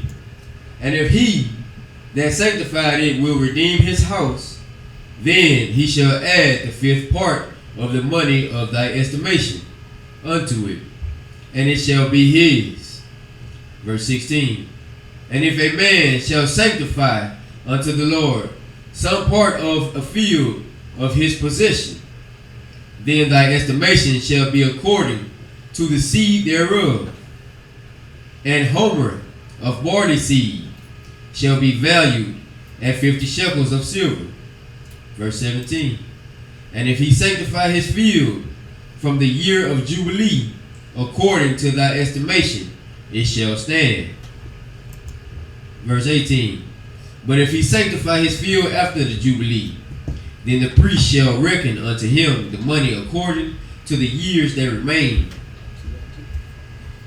even unto the year of the Jubilee, and it shall be abated from thy estimation. 19. And if he that sanctified the field will in any wise redeem it, then he shall add the fifth part of the money of thy estimation unto it, and it shall be measured, and it shall be assured to him. And if he will not redeem the field, or if he have sold the field to another man, it shall not be redeemed any more.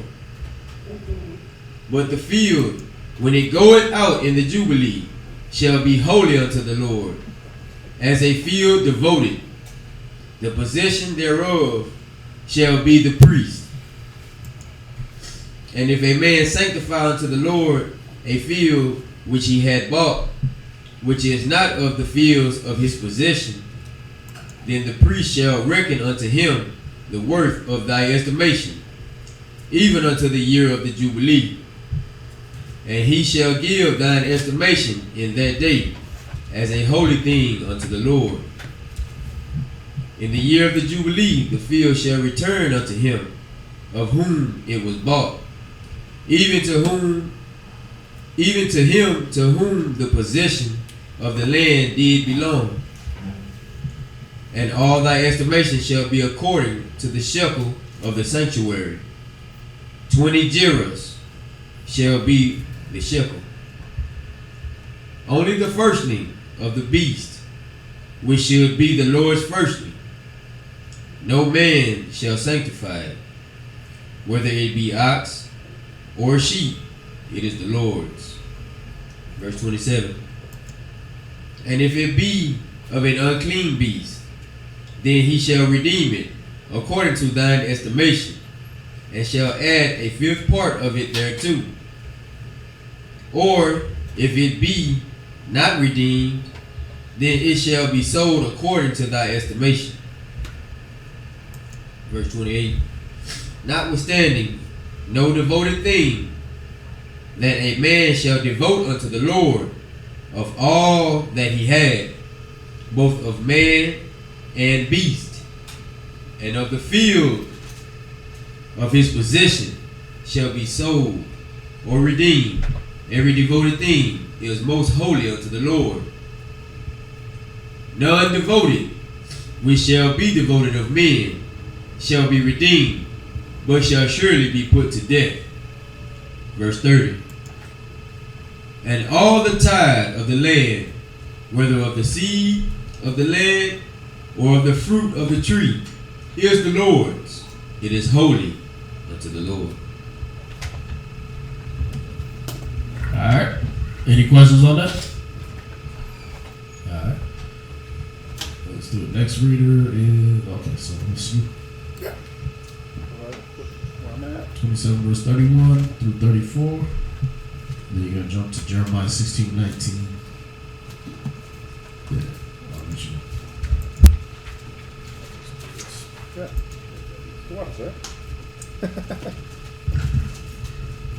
Where we at? So Leviticus chapter 27 and verse 31. And if a man will at all redeem aught of his tithes, he shall add thereto the fifth part thereof. And concerning the tithe of the herd or of the flock, even of whatsoever passeth under the rod, the tenth shall be holy unto the Lord. He shall not search whether it be good or bad, neither shall he change it. And if he change it at all, then both it and the change thereof shall be holy. It shall not be redeemed. These are the commandments which the Lord commanded Moses for the children of Israel in Mount Sinai. So we're going to go over to Jeremiah chapter 16 and verse 19. Alright, so that's why when Christ said, if it be your will, let this cup pass from me, no. Alright? Because you already promised, you already set, you already vowed yourself. See that? You can't be changed out. Not only that, but the priest vowed you. They pledged you. See that? They gave you your estimation and everything. They valued you and they showed you this is what you're gonna do. So we gotta honor that contract. Y'all see that? What's that? And the priest did that knowing what it spoke about in the obviously in the Old Testament about Israel having a savior or a sacrifice. Or did they have any clue about Yahweh actually going to be crucified? They knew there was going to be a savior, but they didn't want to count him as the savior. Why? Because he was showing them their problem, what they were doing, and he was trying to take down their system. See that? Remember, their system was established now in wickedness. It was run by the wicked, by the government. You see that? So they had sold out. When you get to the time of Maccabees, we had sold out to the Greeks, right? To the high priests and all that stuff, they had sold out to the Greeks. And by this time, by Christ's time, it was even more sold out to the Romans. All right. So when Christ came and he's putting them on blast about Korban and about the wicked things they were doing, it was like, no, we got to kill this dude. You see that? Because what he's going to do is he's going to disturb our money system, and then we're not going to be able to pay the Romans. See, they didn't have no faith in the Most High. They didn't have no faith in Christ, in the Messiah. They had lost all that faith. So even if he was the Messiah, they would knowingly have put him up. You understand? Because they didn't have no faith in the Messiah even. So even the ones that, remember, one of the Pharisees came to him by night, Nicodemus, right? Came to him by night.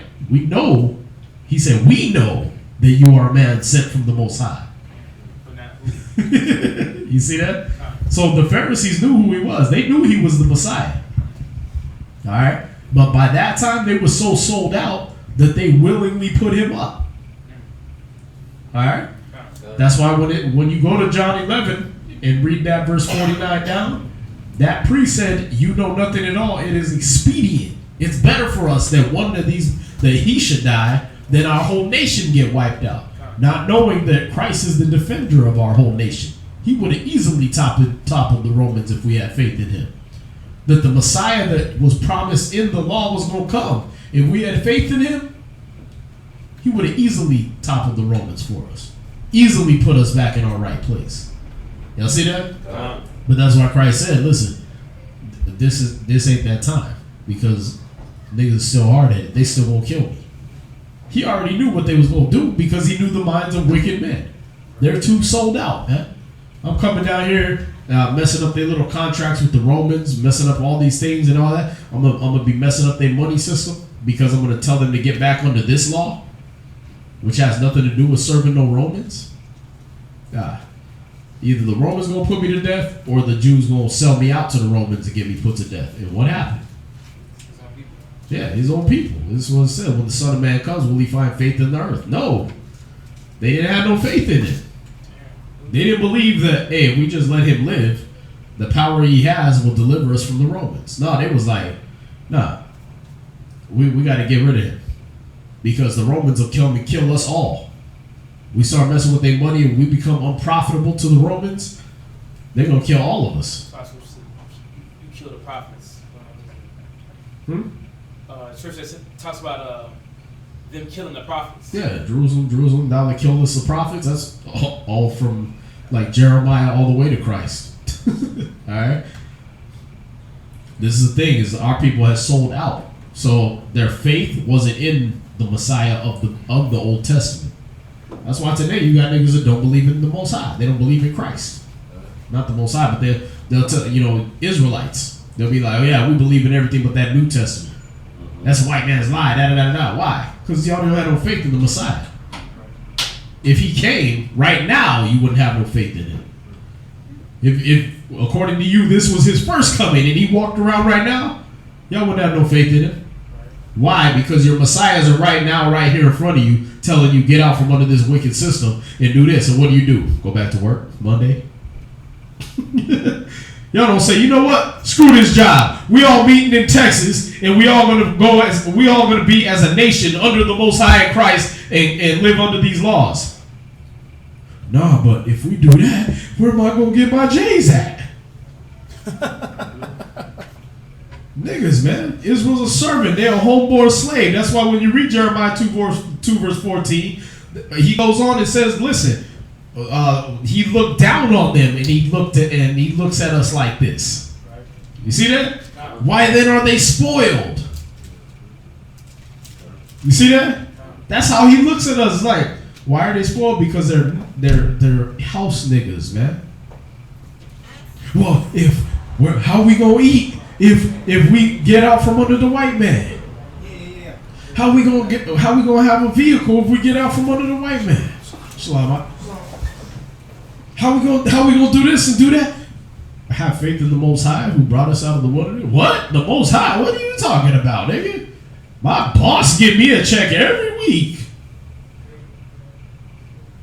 That's why even if the Messiah dropped down right now, they would crucify him. You know what I said? Because we're the same niggas from back then. Alright? That's why it's going to take Christ coming back to set everything right. Because it says everybody's going to look at him. The only ones that's going to be elect and not killed, right? The elect and the 1/3, those are just going to be the ones that before he had to come and show that angry face and stomp out niggas with blood and bring that thermonuclear destruction, they were already believing. Y'all see that? Alright. Did somebody ask a question? Oh, I thought that was a question. I just went off on my soapbox. Okay. Oh, I think that was Zion that said something. Oh, Zion asked the question. Okay. Yeah. I felt crazy. I'm like, why am I talking like go ahead. We had Jeremiah chapter 16 and verse 19. O Lord, my strength and my fortress and my refuge in the day of affliction. The Gentiles shall come up unto thee from the ends of the earth, and shall say, surely our fathers have inherited lies, vanity, and the things wherein is no profit. Mm-hmm. Shall a man make gods unto himself, and they are no gods? Therefore, behold, I will this once cause them to know. I will cause them to know mine hand and my might. See that? That's the problem. That's the problem. That's how he's looking at us, man. Now, you gonna make gods that aren't gods? And you actually worshiping them? All right, I got something for you. Go ahead. And they shall know that my name is the Most High. Right, because you don't inherit lies, vanity, and things wherein is no profit. Even the Gentiles are going to see it, man. Even the Gentiles are going to see that Israel was a bunch of niggas, man, that sold out for nothing. They're going to be like, wow, this is the excellency of dignity right here? Wait. You trying to tell me that them 12 tribes we've been reading about in the Bible, that's y'all? Yeah, right. Y'all niggas terrible. They call Reuben the excellency of dignity. You telling me them niggas run around the swamps in Florida is Reuben? That most of you so-called blacks that was here already in America before the slave ships came over, that y'all are the tribe of Reuben, the excellency of dignity? The ones selling crack to their own mamas? Y'all the excellency? Get out of here, man. Y'all see that? That's why he said he's gonna tell them that you've inherited lies, vanity, and things where there's no profit. Okay. Yeah, we're gonna have to start a homeless party off of that, man. This brother came in with big old garbage bags full of food and stuff like that. We're gonna have to start a party before that goes to waste, man. Dang. All right. We were just talking about that. Jeremiah chapter 17 and verse 1. Jeremiah 17 and 1. And the sin of Judah is written with a pen of iron, and with the point of a diamond.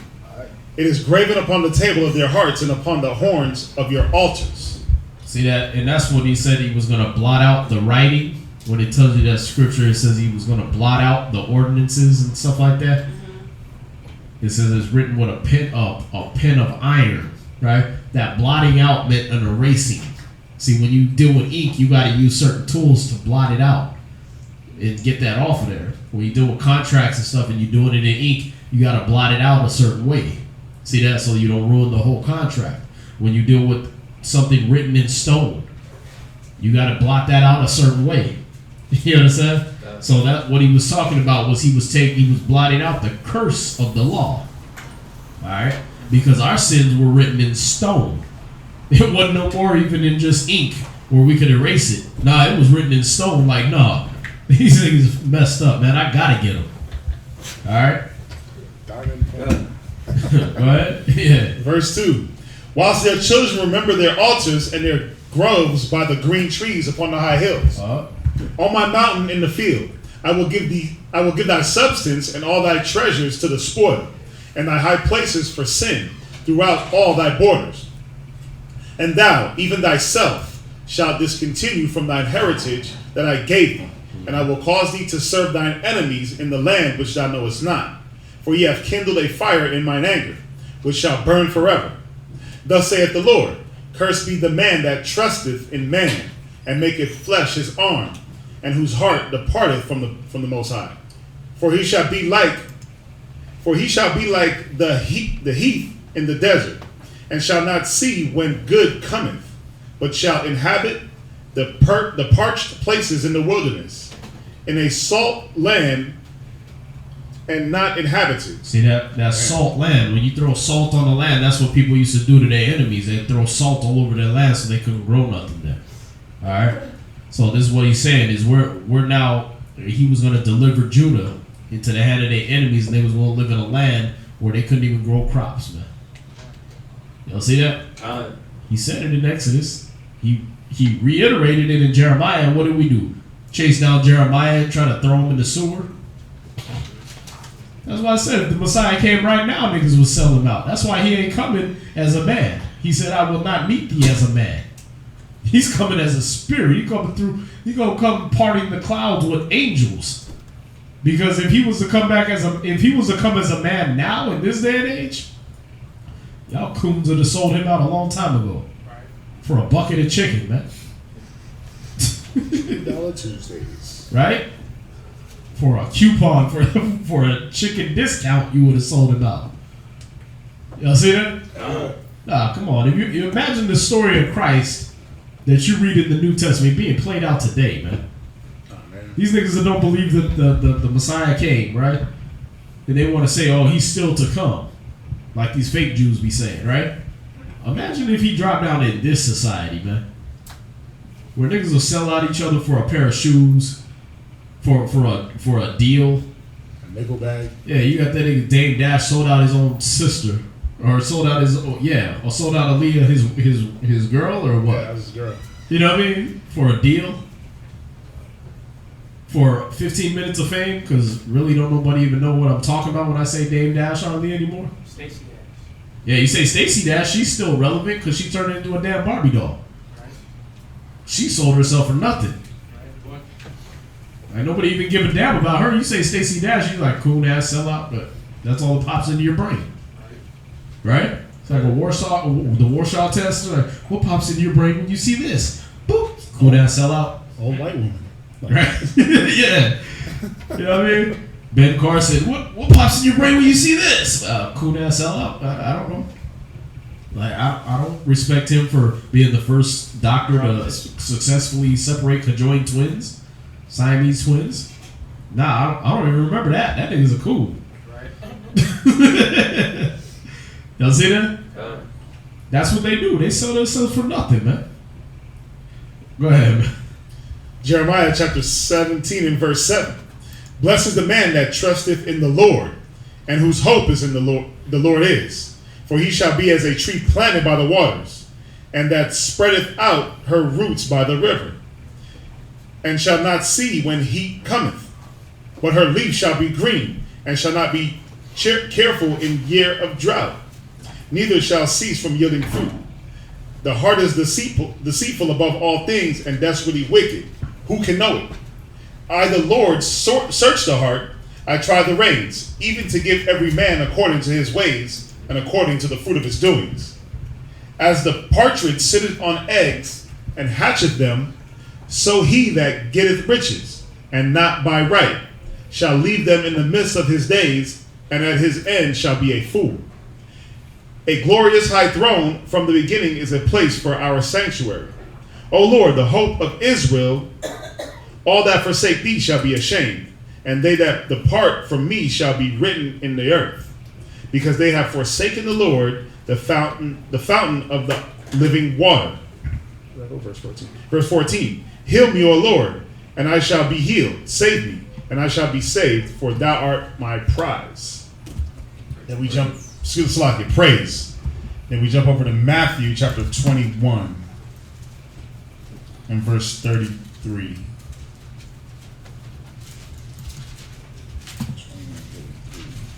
38. This is Matthew 21 and verse 33. Hear another parable. There was a certain householder which planted a vineyard and hedged it round about, and digged a winepress in it, and built a tower and let it out to husbandmen, and went into a far country. And when the time of the fruit drew near, he sent his servants to the husbandmen, that they might receive the fruits of it. And the husbandman took his servants and beat one, and killed another, and stoned another. Again he sent other servants more than the first, and they did unto them likewise. But the last of all he sent unto them his son, saying, they will reverence my son. Verse 38. But when the husbandmen saw the son, they said among themselves, this is the heir. Come, let us kill him, and let us seize on his inheritance. See that? That's why the priests got rid of Christ. They wanted his inheritance. They wanted they wanted to stay being the high priest and getting all the praise and the glory from the people. Y'all see that? That's why he said they have their reward. They got it. Okay, y'all got your fringes and the phylacteries and all that stuff, and everybody like you, and they blow a trumpet when you in the streets, and you getting attention. You got your reward. See that? But that means they already had what they was gonna get from selling him out. Oh, you got it. You already got the attention. What's the problem? Why are you trying to kill me? Yeah, see that? They wanted to keep that, and they knew he was there to topple that. You understand? Where we at?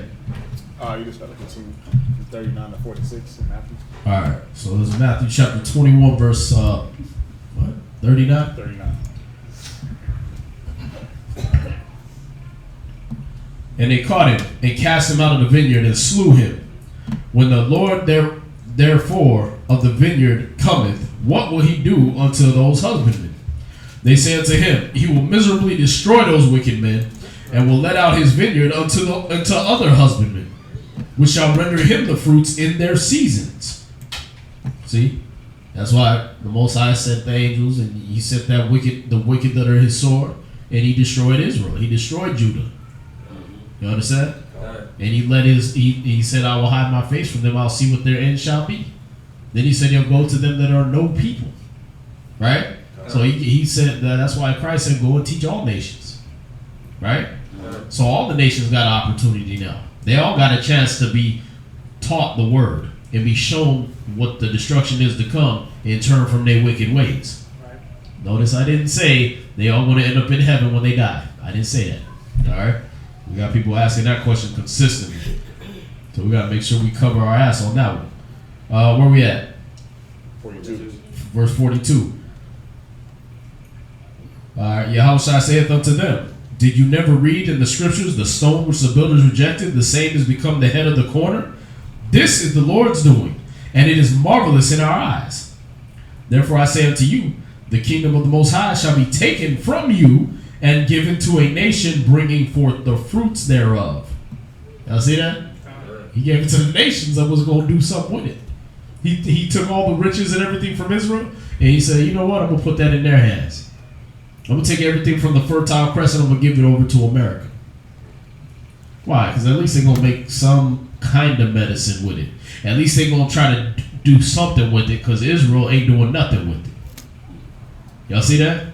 All they can think to do with all the gold I gave them is make a damn statue and worship it. Y'all see that? At least these other nations, they'll do something with it, man.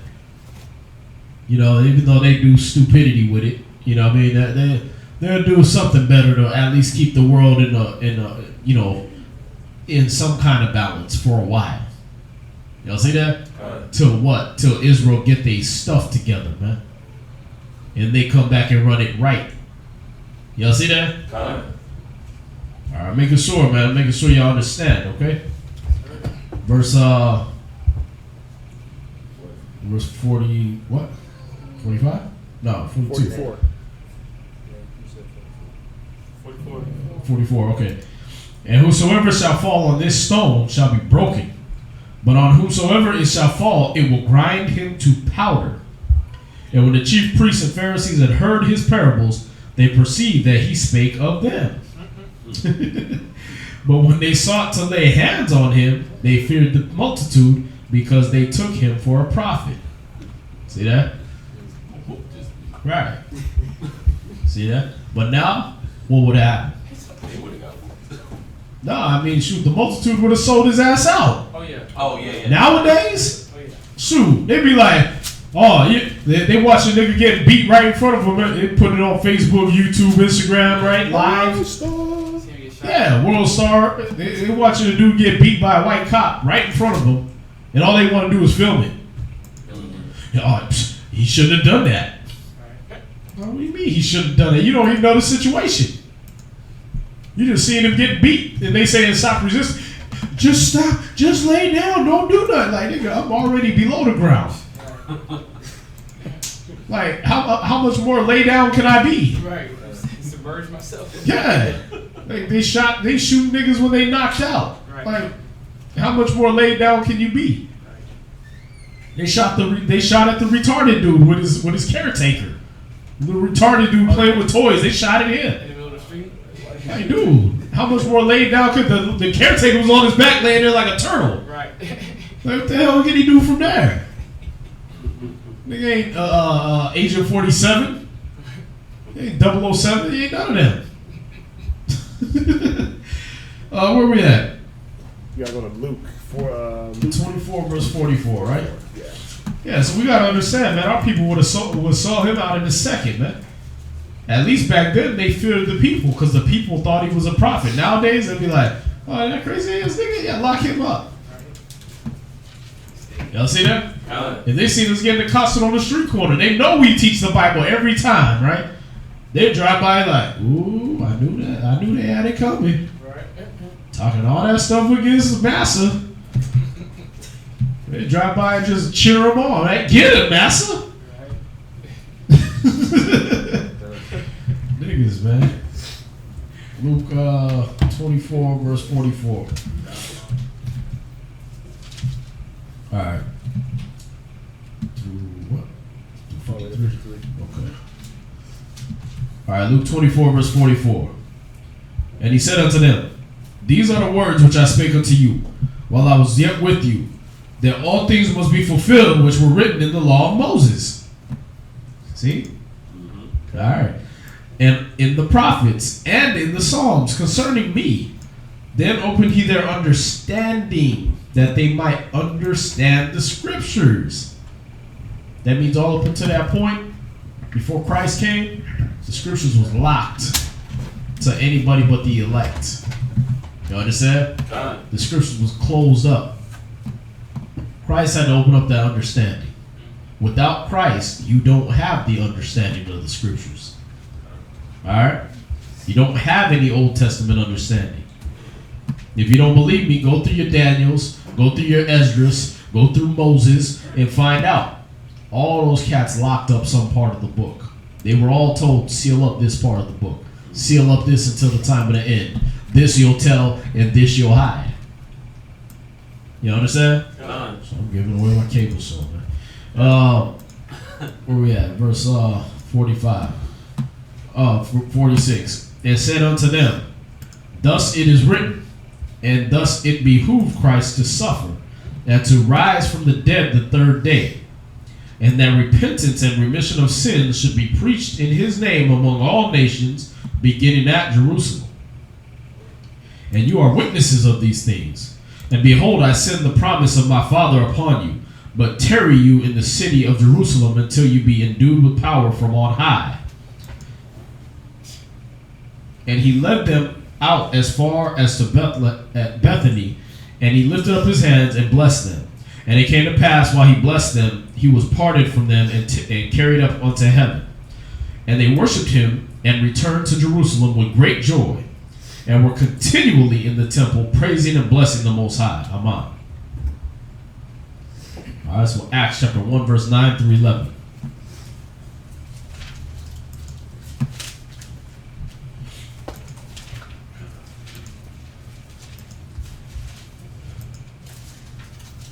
Acts chapter 1, verse 9. Y'all ready? All right. And when he had spoken these things, while they beheld, he was taken up, and a cloud received him out of their sight. And while they looked steadfastly toward heaven, as he went up, behold, two men stood by them in white apparel, which also said, You men of Galilee, why stand you gazing up into heaven? This same Yahushua, which is taken up from you into heaven, shall so come in like manner as you have seen him go into heaven. Y'all see that? That's how he's going to appear. All right. So he's not going to be. That's why he said he's not going to meet you as a man. I'm not coming out of no womb this time. It ain't going to be no blood and water and crying and smacking on the butts this time. All right. I'm coming out the heavens. All right. Ephesians chapter 4 verse 8.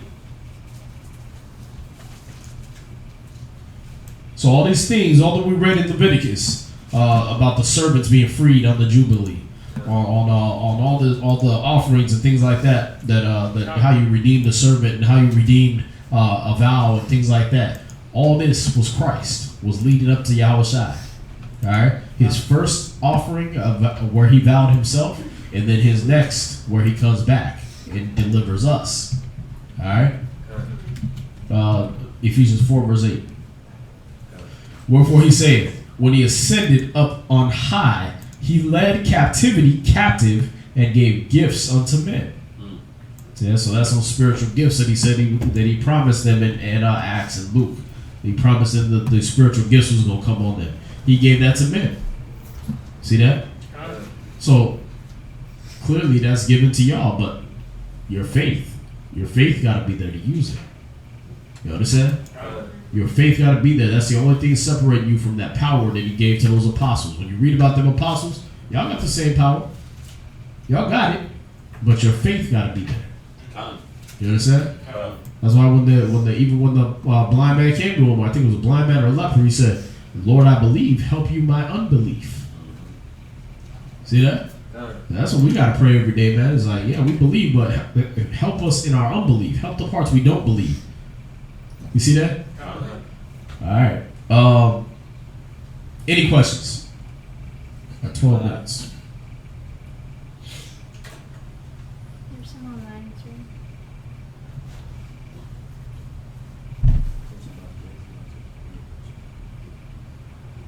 In class? No? Okay. What we got online? The first one is, can you explain the part about the braided hair? 1 Timothy 2:9.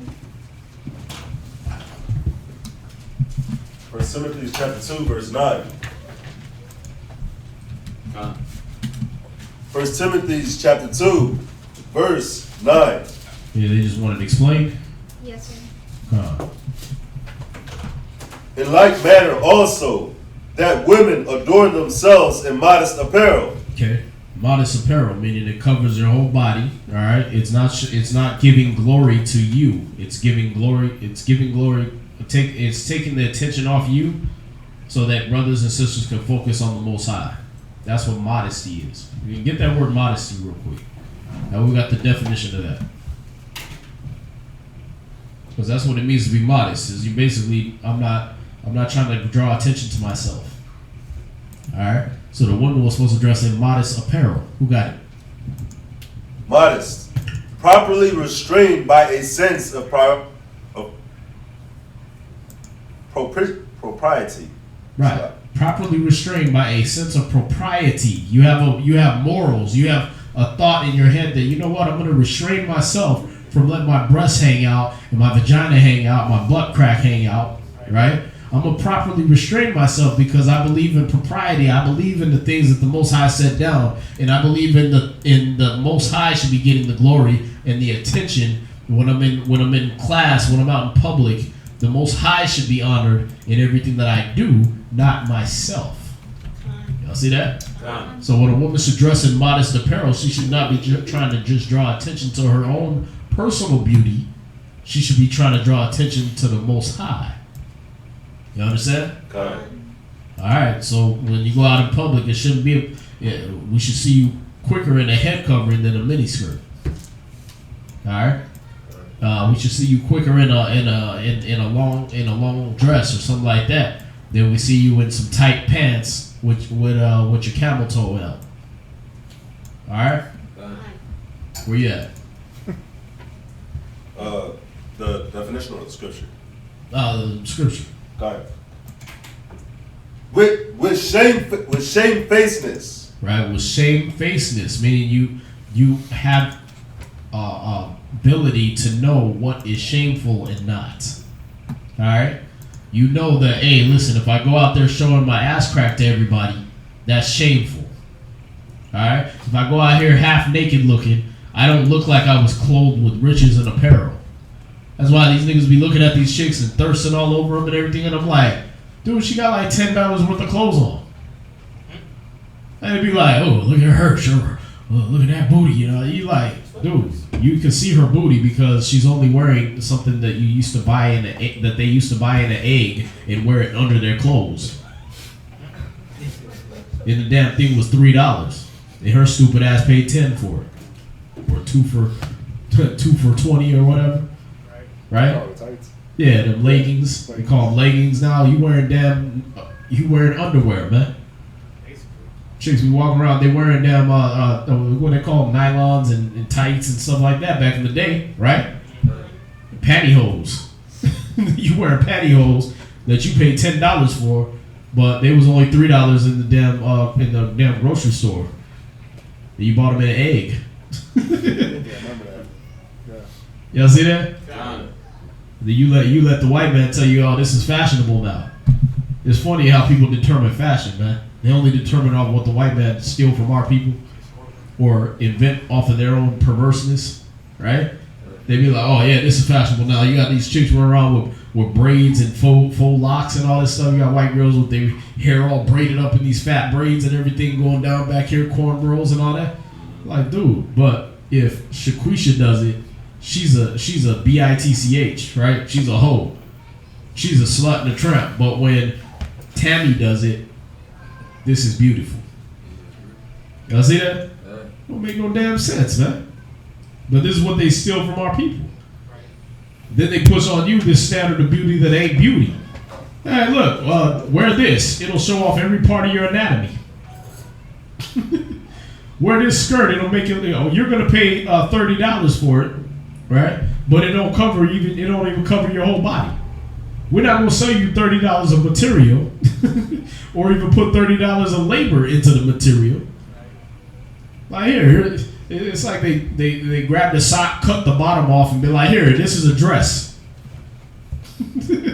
This is we try to crap their whole body into this damn tube sock with the cut off heel.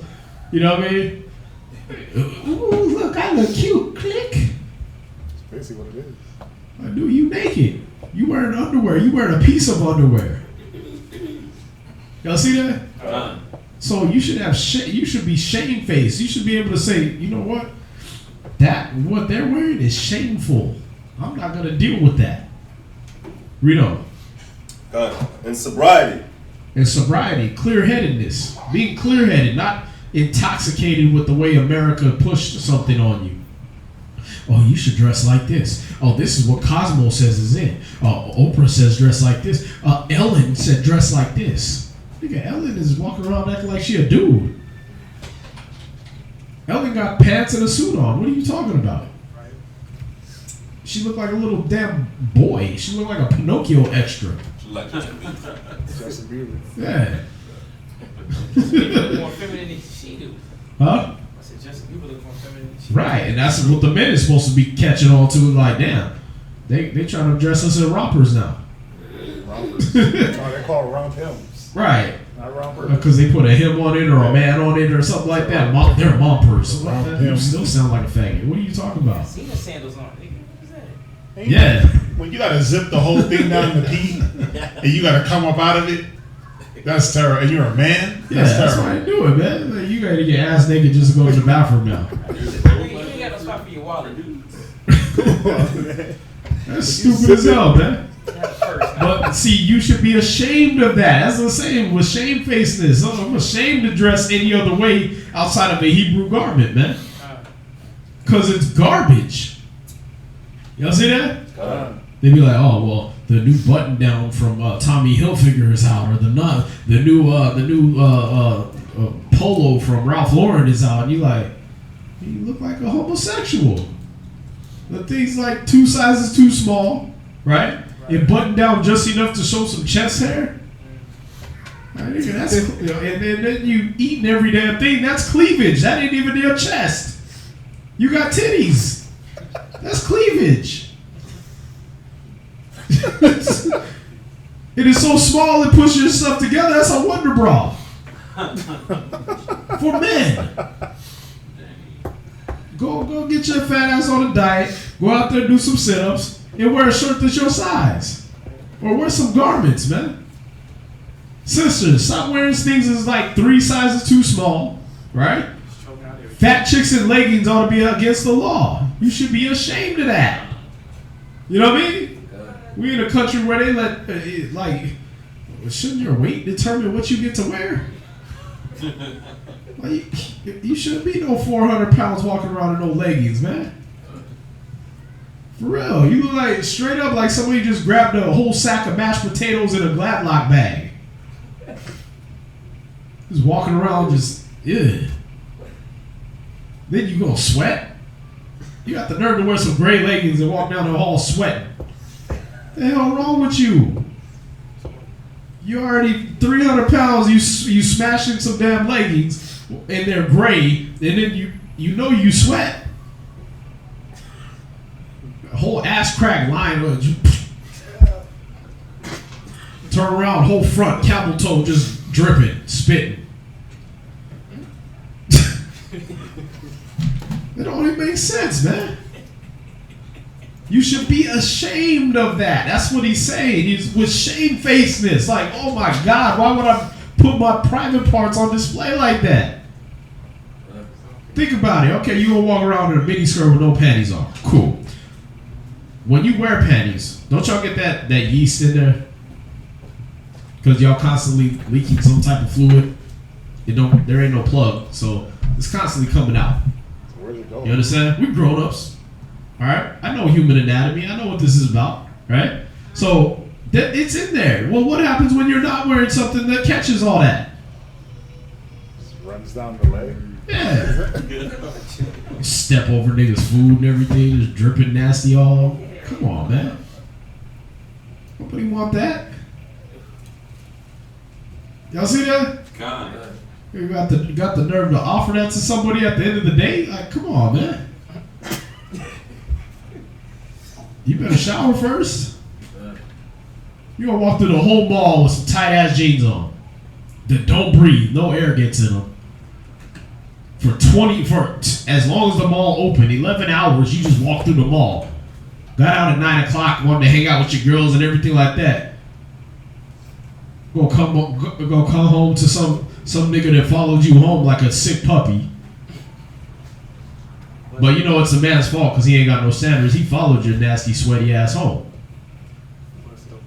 Right. And then you gonna open your legs up and talk about eat this? That's why I said if I was the Most High, I would literally every day wake up and just throw up all over America. That's what I would do. I would just be I feel. That's what you get. That's your blessing from on high. You don't get rain. You better find the watery parts of what I just threw up on you. That's what you get. Well, you had no problem eating that girl. You had no problem messing around with that chick that couldn't bathe herself and keep her clothes on. That's disgusting, man. You got chicks walking around with mini skirts and no panties on the upper levels of the mall. Then you try to chase them down to get their number. Nigga, don't you know any store that's open all day and all night, somebody been up in there? Before you? She might as well write McDonald's on her coochie, man. That's probably what the camel toe is, the upside down McDonald's, man. Just over 99 billion served. That's what that is. That's why a woman should have shamefacedness, man. So she ashamed to act like this because this is how wise men process that look. I mean, these cats be getting on Instagram. I'll be like, unfollow. They send you some stuff and like, this chick wearing a thong. Like, okay, I'm already doing the math, man. I done heard from women that you ain't supposed to wear no black thong. Definitely not all day.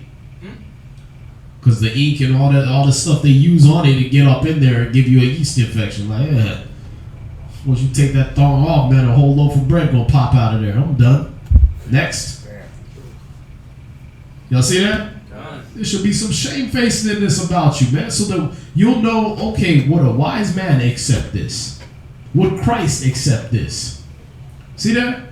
That's why women, when you read Isaiah 3, verse 16 down, he shows you how y'all dressed, man. Had perfume oils all over the place, had all these little different types of raiment on and everything. Y'all was covered head to toe. Y'all would have layers on. If you was gonna walk around with no panties, it's because you had layers on and it was still breathing, but wasn't everybody seeing all that. You see that? Then you went home and you changed, you wash your clothes. Alright? Not like now, man. Same clothes every day. Yeah. Military field. Same dirty leggings. Yeah. Like the inside folds of your vagina is supposed to be pink. Alright? It ain't supposed to be suntanned. Because you've been showing it off to everything. What it say? Not with broidered hair. Right, so you're not putting your stock in broidered hair and the braids and how you did your hair, right? Go ahead. Or gold. Right? Or pearls. Or costly array. See, this is not what you're supposed to put your faith in and put all your belief system in. And if my eyebrows ain't drawn on today, I'm not a woman. Right? If my if my skirt ain't booty tight, I'm not a woman today. Oh, I'm ugly. You get them girls like because they're wearing the sweatpants and the shirt and covering their whole body, and they didn't sew their fake hair in. Oh, I'm ugly. Like, no, actually, you look better than you did when you was Mrs. Potato Head. Running around with all them damn silly parts. Go ahead. Verse 10. But which becometh women professing godliness. See, you're supposed to be clothed in what women professing godliness do. Women that are godly don't dress like these sluts out here in the world. All right. Nah, if you're professing godliness, then how are you dressing? You're dressing according to Isaiah 3:16 on down. You dressing like you are a woman that would be respected, like Proverbs 31 tells you about. See that? That's what kind of woman. That's what kind of thought process is in your head when you go to your closet and when you go to your store.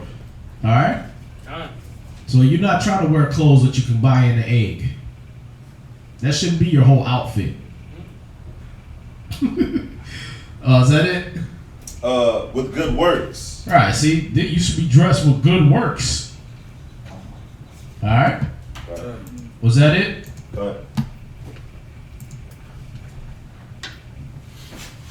Oh, I meant on the questions. I didn't hear about there's a seed bank in Norway that got flooded due to global warming. Ain't no such thing as global warming. Don't let them fool you with that BS.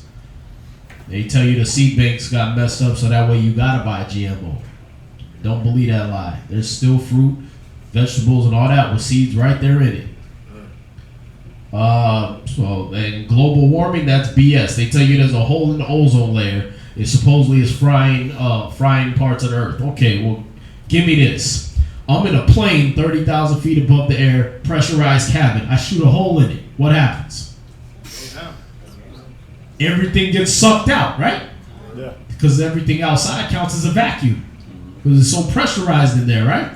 Okay, I'm on planet Earth. Since y'all believe since y'all were sold that it's made a certain way, right? Outside of the Earth, outside of the ozone layer is a cold, dark vacuum of space.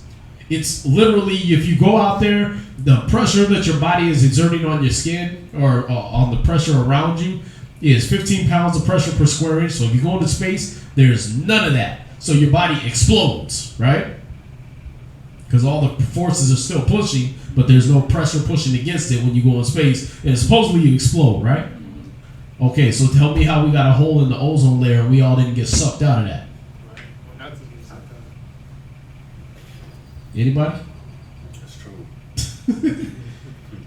I expanded a little bit more. Let's do some more science. I go to the doctor. I got a apron on, this thick, with lead under it, right?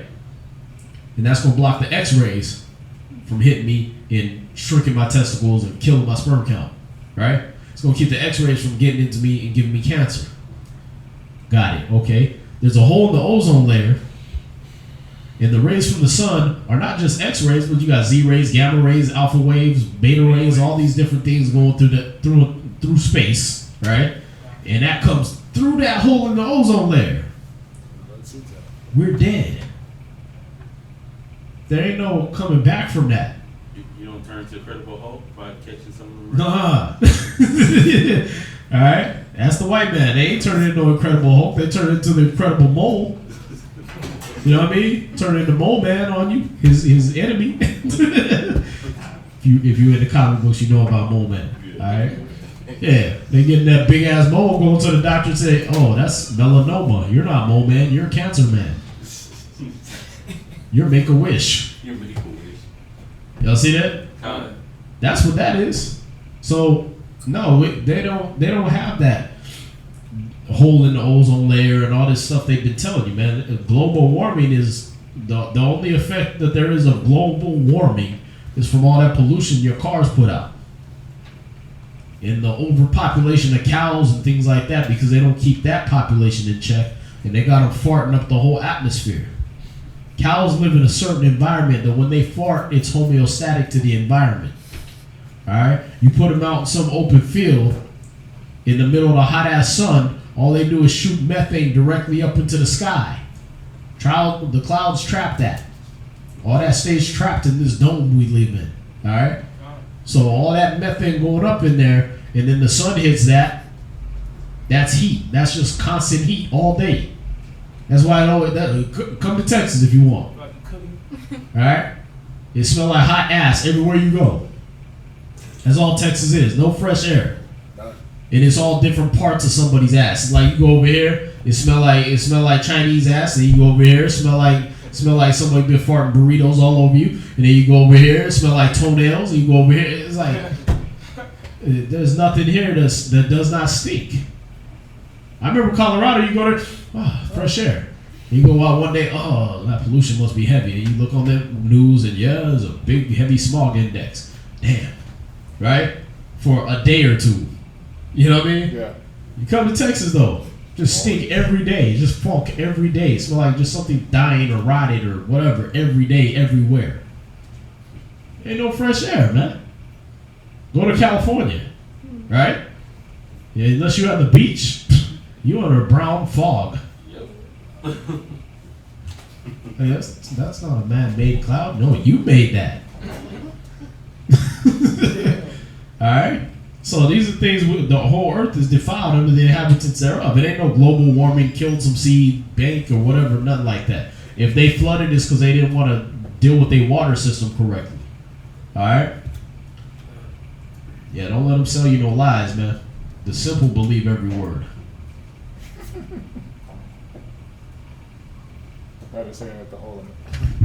No, to translate don't mean to die according to the scriptures. When it says he was translated, he was taken. All right, he was taken up in a chariot. He was translated. I think that's it, right? Matthew 1 verse 1. Did Yahushua come as Isaac and Solomon in the regeneration? Is that a possibility? Some precepts seem to line up with that. Any lessons available? It's a possibility. We don't teach it because it's meat. All right, that's meat, and a lot of brothers and sisters still on milk. But one day, sometime, maybe in the near future, we may put out a class or we may put out a cable show or something like that. Just keep your eyes open for it. All right, because we do have that knowledge. We just don't give it out because brothers and sisters still tripping on thou shalt not eat pork, shrimp, crab, and lobster. So you know what I mean? You get brothers that come in and you tell them that, they catch an asthma attack on you, like, oh, you all right? I just told you couldn't eat those, you couldn't eat pork chops. So I'm damn sure not going to tell you that Christ was Solomon and Adam and everybody else like that. All right? You ain't ready for that. So I guess that's it on that. But you can always call or ask an elder or anything like that. We'll do that in private, but we're not going. That's not something we're going to do for our class right now. Was Peter Paul's elder? Was Peter Paul's elder? Technically, yeah. All right, he was in there first. All right. Christ told Peter, "On this rock shall I build my church." Paul went around establishing churches, so it was built on the rock that Peter was. But they had a certain contention about teaching the Gentiles. All right, and they split on that. And Paul went and taught the Gentiles, and then Peter, later on, he got woken up to teach the Gentiles too. So they both started doing it, but they just were doing their job on different parts. You can read all that in the book of Acts, though. All right. But yeah, with that, we're going to conclude class so our brothers can get out. Weather permitting, apparently. So brothers can get out and do the street teaching. If y'all got any questions, bring them Monday for class, 7 to 10 p.m. Same location, all right? But with that, we're going to say shalom to y'all, then we're going to finish up the Sabbath ceremony. All right? Shalom!